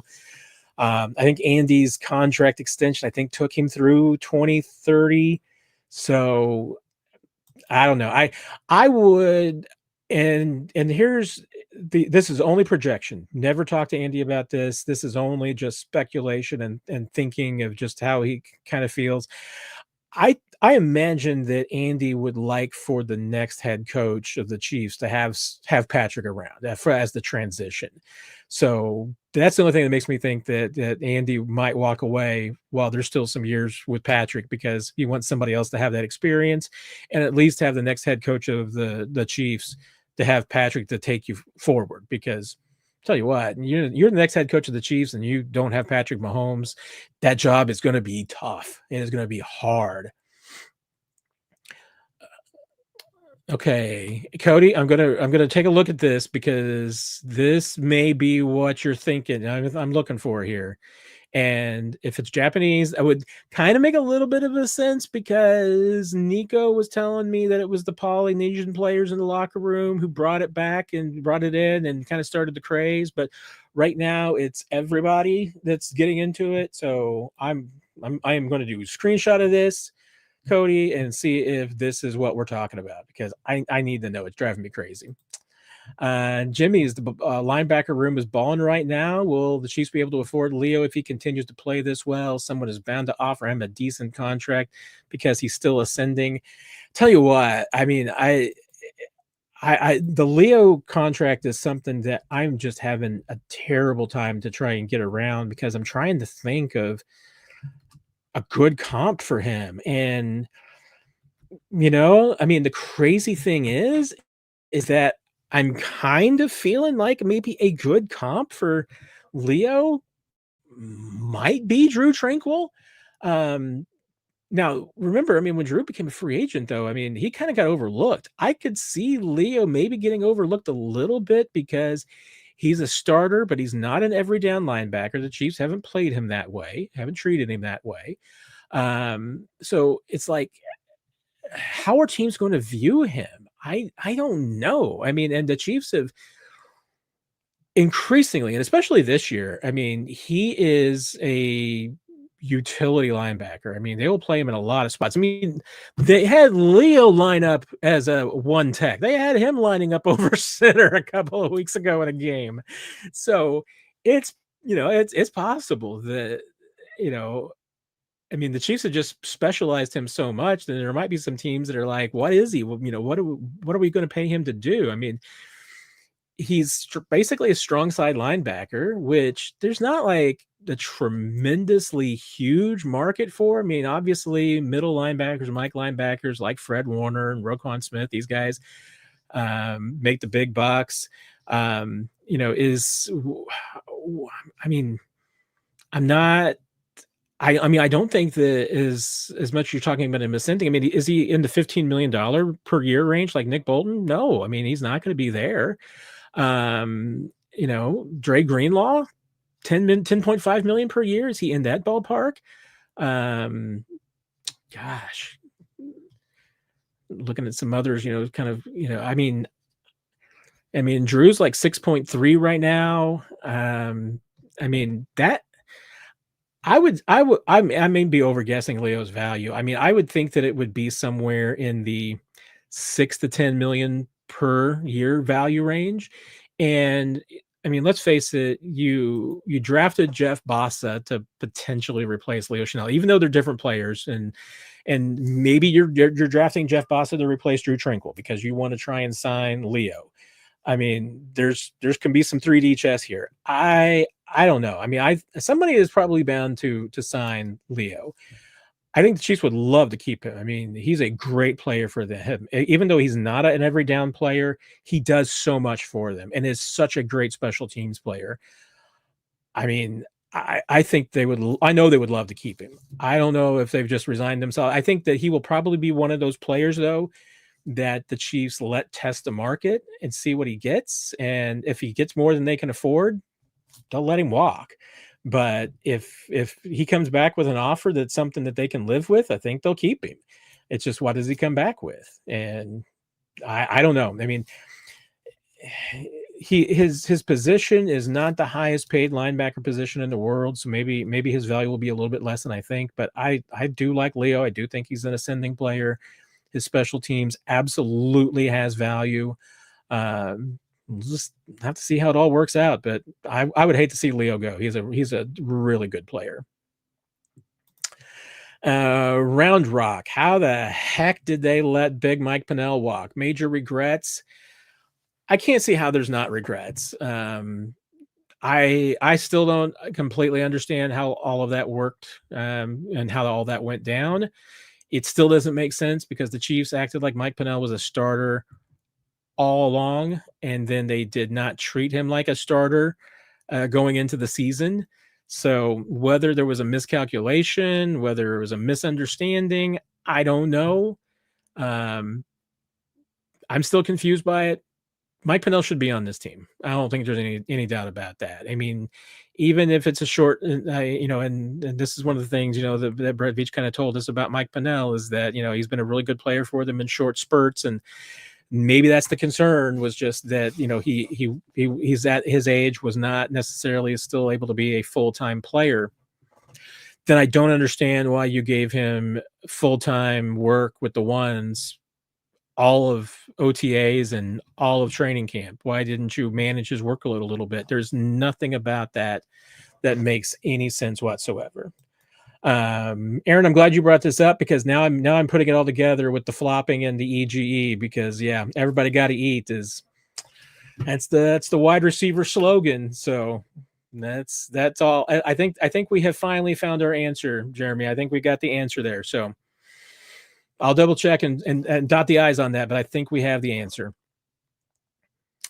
Cody, can Spags please stop putting Chamari Connor in the slot? It's Dan Sorensen 2.0. He can athletically do it. Put Trent there for the love of everything. Holy, just stop it, Spags. They are slowing down with it a little bit. I mean, there was fewer snaps there for Chamari this week than in the past recently, and I think Trent also had his season highest snaps in the slot. They still have a lot of faith in him. I mean, the Chiefs just accept it. The Chiefs have a different view of Chamari Connor than anyone else in Kansas City. And I kind of see it. I'm kind of in between. I'm kind of moderate on this. I see what the Chiefs like about Chamari. I see the criticisms of Chamari, and I do see that there's some legitimacy to them. There are things that Chamari does really, really well, and they like to put him in a lot of different spots. Is he their best slot corner? No, Trent McDuffie is one of the best slot corners in the NFL. Now the question is always going to be is, what's the drop off when you put Trent McDuffie in the slot? What's your drop off on the outside? In this case, now it's the drop off to Noah Williams. So what's your drop off there? Then what your drop off is when you've got Trent on the outside and you're going to Chamari Connor on the inside. I mean, here's the thing I think you're going to have to accept is that against some offenses, it's going to be Chamari that's going to play more in the slot. In some offenses, it's going to be Trent that plays more in the slot. And the more Trent plays, the more Noah Williams is going to play. Noah Williams is going to play when you've got a one or two big receivers on the outside who go downfield, because that's Trent's weakness. So you're going to put Trent on guys. You don't want Trent guarding you don't want him guarding Jamar Chase. Well, I mean, Jamar, he can handle Jamar. I guess T Higgins is kind of more the guy you don't want Jamar, or you don't want Trent on a 6'4" guy who can play downfield. That's his weak spot. Noah's much bigger. Mo's a bigger guy and doesn't have to seem to have any fear right now. So he will play against bigger receivers downfield. You're just going to have to accept it because I don't think it's going to change, Cody. Just live with it and live with the fact that even though individually you're going to see moments where it doesn't look like it's working, the Chiefs still have one of the best defenses in the league. It's working for them for whatever reason. So just live with this one thing that Spags has on his just loves to do. That it's his, maybe it's his weakness. I don't know. You're just going to live with it to have Steve Spagnuolo as your coordinator and doing everything else right. So no, the idea that it's my fault because of no light, I can't handle a lightning round is a misnomer. It is my fault though, because I sometimes answer the same questions too many times. So that is my fault. But Nick's the best. So Nick is the best. Do not say anything mean to Nick on social media or I will be mad at you because he does not deserve it. So he is the best. Scott, I had it up and I took it down. And you know what? I never put my banner up. I should put my banner up. There you go. So in case anybody has any questions, there you go. We got a little banner for a little while. If Jalen Moore continues to put good play on film at left tackle, will he price himself out of the possible extension because of how much money they make? Well, remember, I mean, Jalen's signed for next year. So I think the most, if you're the Chiefs and a Chiefs fan right now, the most exciting thing to you is that you're getting a sneak peek at your 2026 offensive line. Josh Simmons on the left side, Jalen Moore on the right side was Chiefs. As soon as they drafted, Josh Simmons, that was their plan all along. Was, hey, Jalen Moore can be the bridge to the future until Josh is ready, and then he can move the right tackle in 26. Future, just got delayed a little bit because Josh was too good and was able to play from day one. I mean, otherwise Jalen Moore would be playing left tackle. He's clearly proven that he can be capable of it and he can handle it. So you're just getting a vision of the future. Now, 2027, I mean, Jalen Moore's probably going to, you're right. Jalen Moore's probably going to could very well price himself out of Kansas City after 2026, but you got him for next year.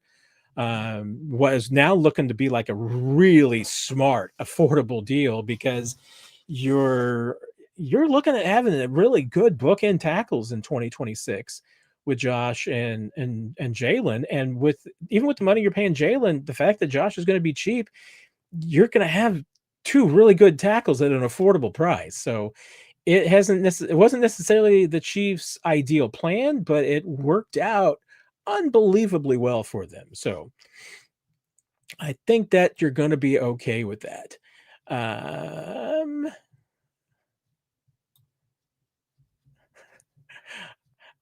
Hey, Nick is just doing what he needs to do. Oh, Brian, loved your Super Bowl 54 book. Thank you, Brian. That's very kind of you. Any more in the works? I have had one that's been on the back burner for a while. I can't tell you what it is because if it doesn't happen, then it'll be even worse than if it does happen. So might be a while. Like I said, it's been on the back burner for a while. So there is a project in line. We'll see if it comes to fruition at some point in the future. I'd love for it to. And I've got other ideas, but I would have to get this one done first before the other one. I just need to find the time and the energy to get it done before, people are like, you don't need to write any more books, Matt.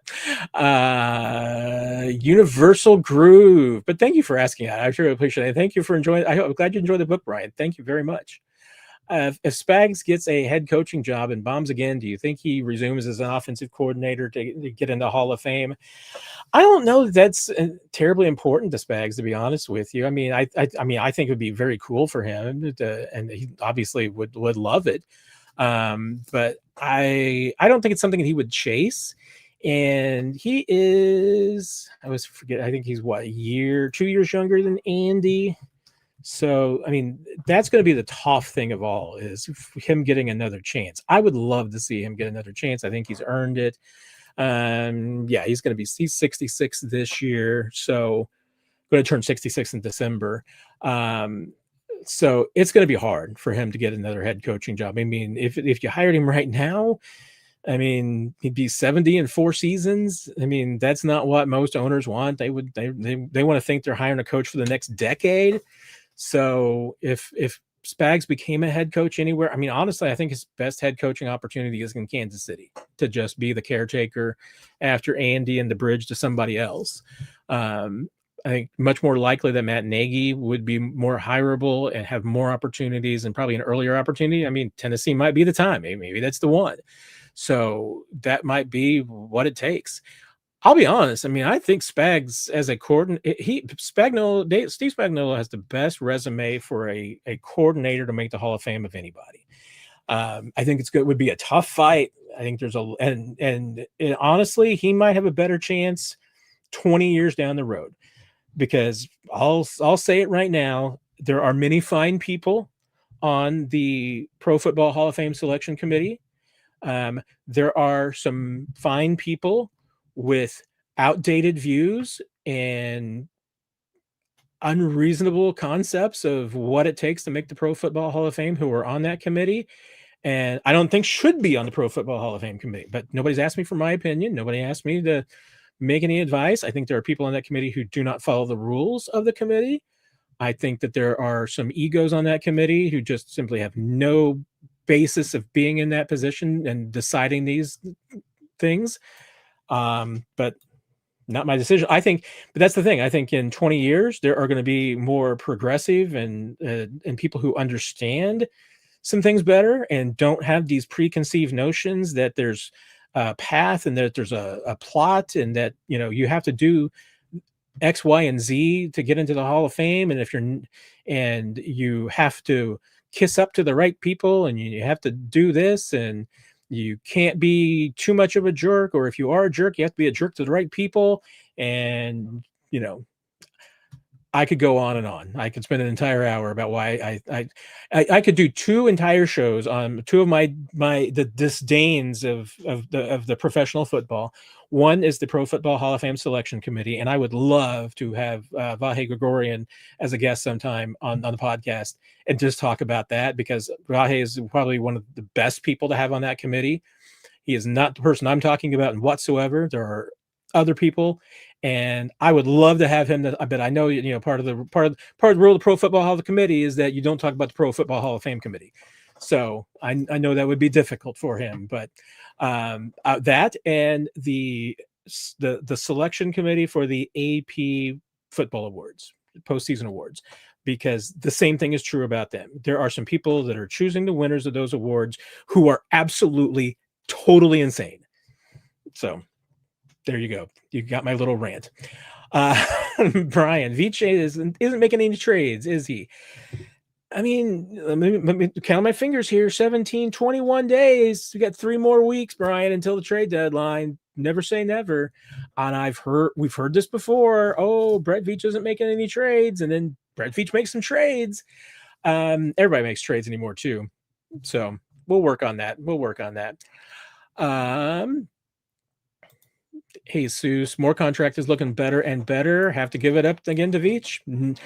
Not technically a question, Jesus, but I am going to agree with the statement. I mean, yeah, no, I mean that Jalen Moore, that combination is looking really, really good.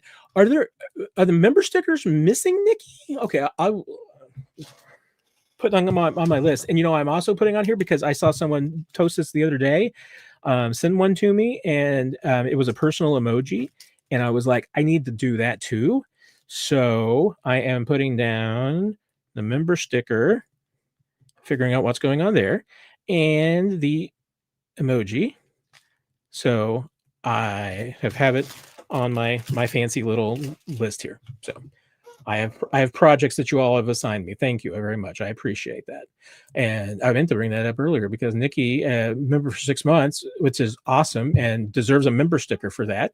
Reminded everybody to hit the like button, and I hadn't brought that up yet. So I wanted to, because Nikki is the best. All right, let's see. Where did I leave off there? Mizzou 19. Has the press box food been so far this season? And when it comes to snacks, what do they usually leave out? I always hear SSJ talk about the candy. Okay, I'll just be honest. The press box food hasn't been as good as it usually has been, and I am never going to criticize, gratuitous food. So I'm not going to say anything bad about free food that's given to me, and for people who do their job to the best that they possibly can. Might just be me. It may be just not my cup of tea. But I will say this: that the Chiefs, as an organization, and the people who are in charge of making the food and putting it all together and everything. Yes, the candy station's been a fantastic addition.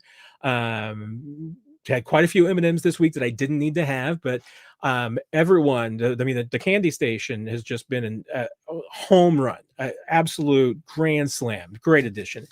They had an ice cream bin the other day that was full of the Red Zone Raspberry Ripple, which I'm not a big fan of raspberry, so I didn't partake, but people enjoyed it. It looked great. There was a lot of it. So, ice cream, you have M&Ms and ice cream and candy.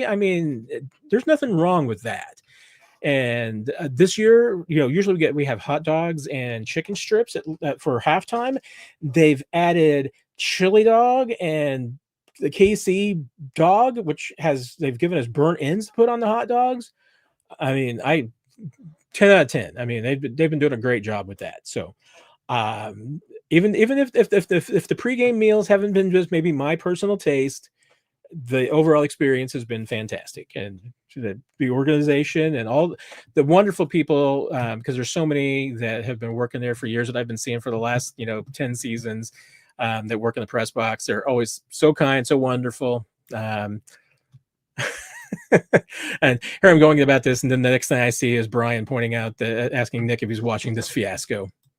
Oh, you're watching the Bills game? Well, no, it's Tuesday. We're not watching the Bills game. No thoughts on the Bills game. Bills, I don't know what they are. They got a terrible defense right now. They can't play. They have no run defense. I don't know what they are. I know Josh Allen's a good quarterback. Josh Allen's not playing well right now either. There is no one that is a contender in the AFC right now. Everybody's a pretender. I think the Chiefs might be the best team in the AFC. I don't know, but if this offense keeps coming along and the defense stays what it's been, this is going to be the best team in the AFC. And are they going to have the record because of the schedule? I don't know. Like I said earlier, I feel like this Chiefs team could lose one more game the rest of the way. Maybe they'll lose more than that. Maybe they'll lose 3. Maybe they're going to end up 11-6. I don't know. That would be within the band. I feel like that this is a 13-4 team.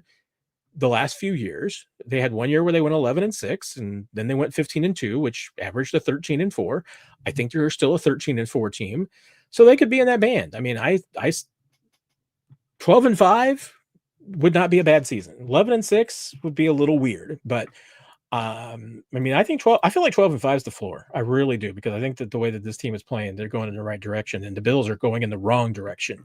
They've played a terrible schedule, and they should not be 4-2. They should be better than that, and Josh should be playing better than he is. So I don't know if he's banged up right now or what, but that's what I think about the Bills game.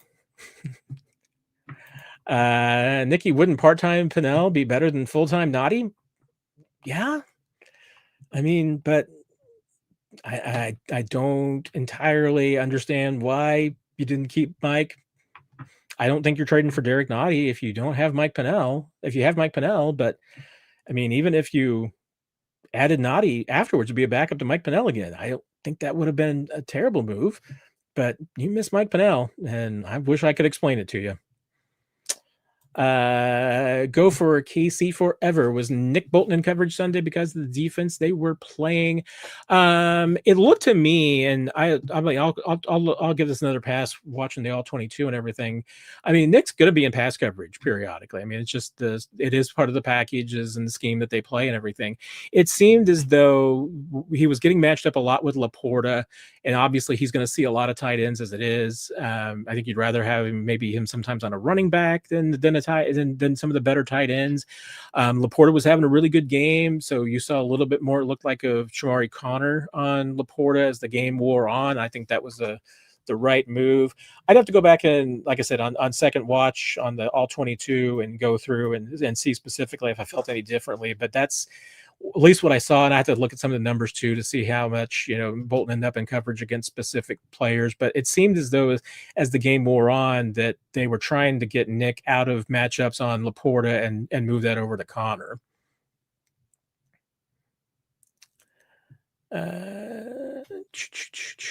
Brian, did you make it down for the? I've made it down this far now. I guess at 9:03, Brian. So I mean. I am not. I see. I'm almost caught up. I'm only 9 minutes behind now, but that's because you guys all do. Have your question. You ask your questions as the night goes on. Everybody asks their questions in like the first 30 minutes, and then you all talk, which is great. It makes me look lazy and like I guess I talk too much. Both of which could be true. Jesus, is King's Hawaiian bread the best bread for sliders? Yes, I think. That's correct, isn't it? Don't we all agree on that? I mean, I will eat King's Hawaiian just plain without anything on them. I mean, that they're that good. So, yes. And Casey Harold agrees. And that's the last question right now in the queue. So, I'll stick around here for another couple of minutes if anybody has any more last call questions. Burnt ends on shoe leather would be good. Thank you, Nikki. I try with the thorough answers. Maybe my 15. I guess I'm gonna clock it and see how much time I spent on the Mount Rushmore question. That might have been 15 minutes. Who knows? I trust you all. I trust Nick when he tells me that I talk too long and answer too long. I'm sure I just need a little 30-second timer shot clock in the middle. You go. Kenneth Walker's a free agent in 2026. CD, old friends on motorcycles lately. Have I seen a old friend on a motorcycle lately, Chris, and not noticed them? If that's the case, I do feel bad. Although I don't know, it was too late for me to remember, and I probably will get in trouble for sharing this because I know that Nick is probably going to listen to this at some point. Although he may not, because there was no lightning round, so that would frustrate him. I did end up pulling up behind Nick in the drive-thru the other night, so I thought that was pretty hilarious. And I only went to Whataburger because he made me hungry for a Whataburger. So, Jesus, will I be at the Super Bowl this season? I mean, that'll be the plan if the Chiefs are there. If the Chiefs aren't there, I will not be at the Super Bowl. I mean, I'm terrified of the Chiefs making the Super Bowl because I just think that this one, the Santa Clara Super Bowl, is going to be interesting. I mean, I had someone tell me today that they think that the NFL will do most of the festivities in San Jose, and I hope that's the case, but I'm fearful that the NFL is going to be to spread this thing out, and they're going to act like the 49ers are hosting the Super Bowl, and they're going to do events in San Francisco and then throw something random in Oakland just to make them feel part of it too. So I'm terrified that it's going to be a spread out Super Bowl. It's going to take you 3 hours to get anywhere, and it's going to be just blow my budget for the entire season. Alex, will the Chiefs trade up for a potential franchise tight end next year in the draft next year? I mean, if I'm the Chiefs, I'd be taking a tight end almost every single year, trying to see if I can find the next Travis Kelce. And we'll bring in Jimmy's question because he followed up with what's going on with Jared Wiley. Jared's doing well. I mean, he says he's ready to go fully, that he feels all the way back from the knee injury, that he's ready to play. Obviously, he's been kind of the odd man out so far with the 4 tight ends. I wouldn't be surprised if maybe they tried to get him out there here. Maybe they're going to wait until after the bye week.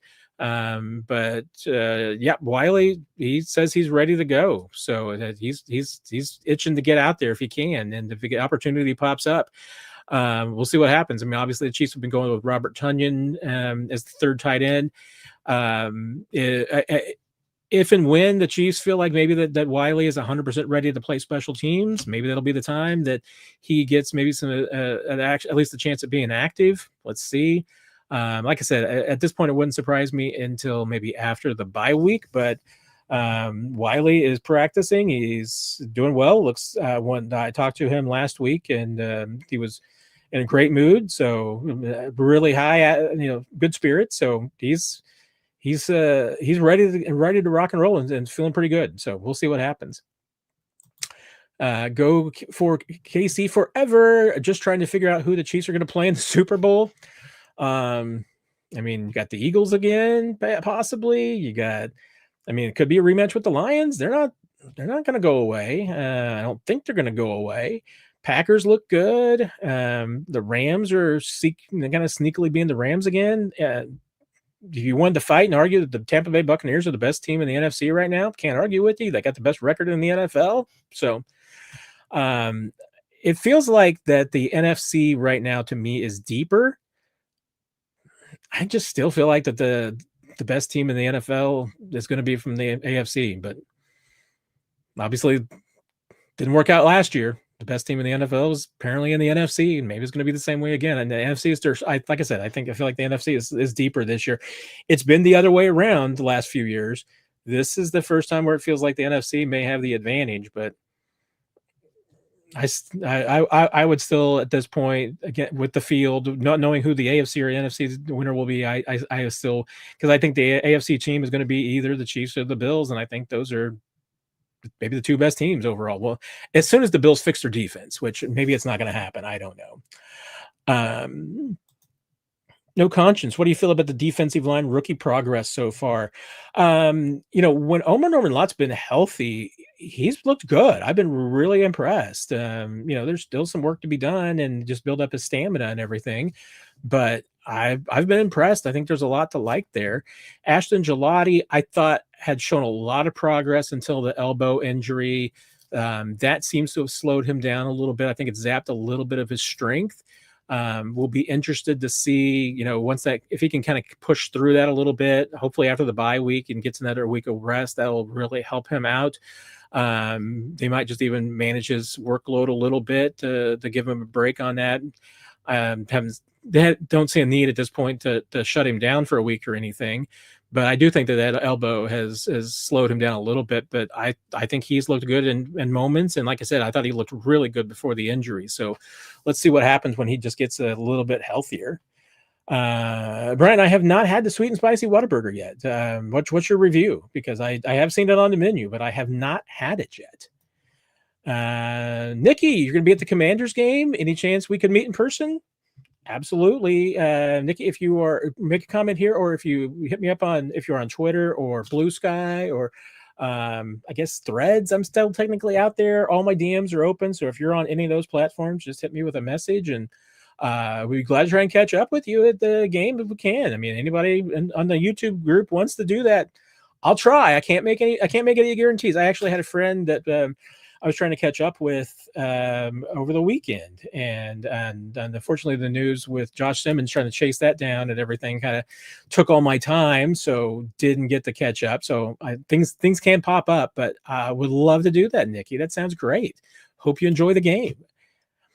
Brian, what position did the Chiefs take in the first round in 2026 in your opinion?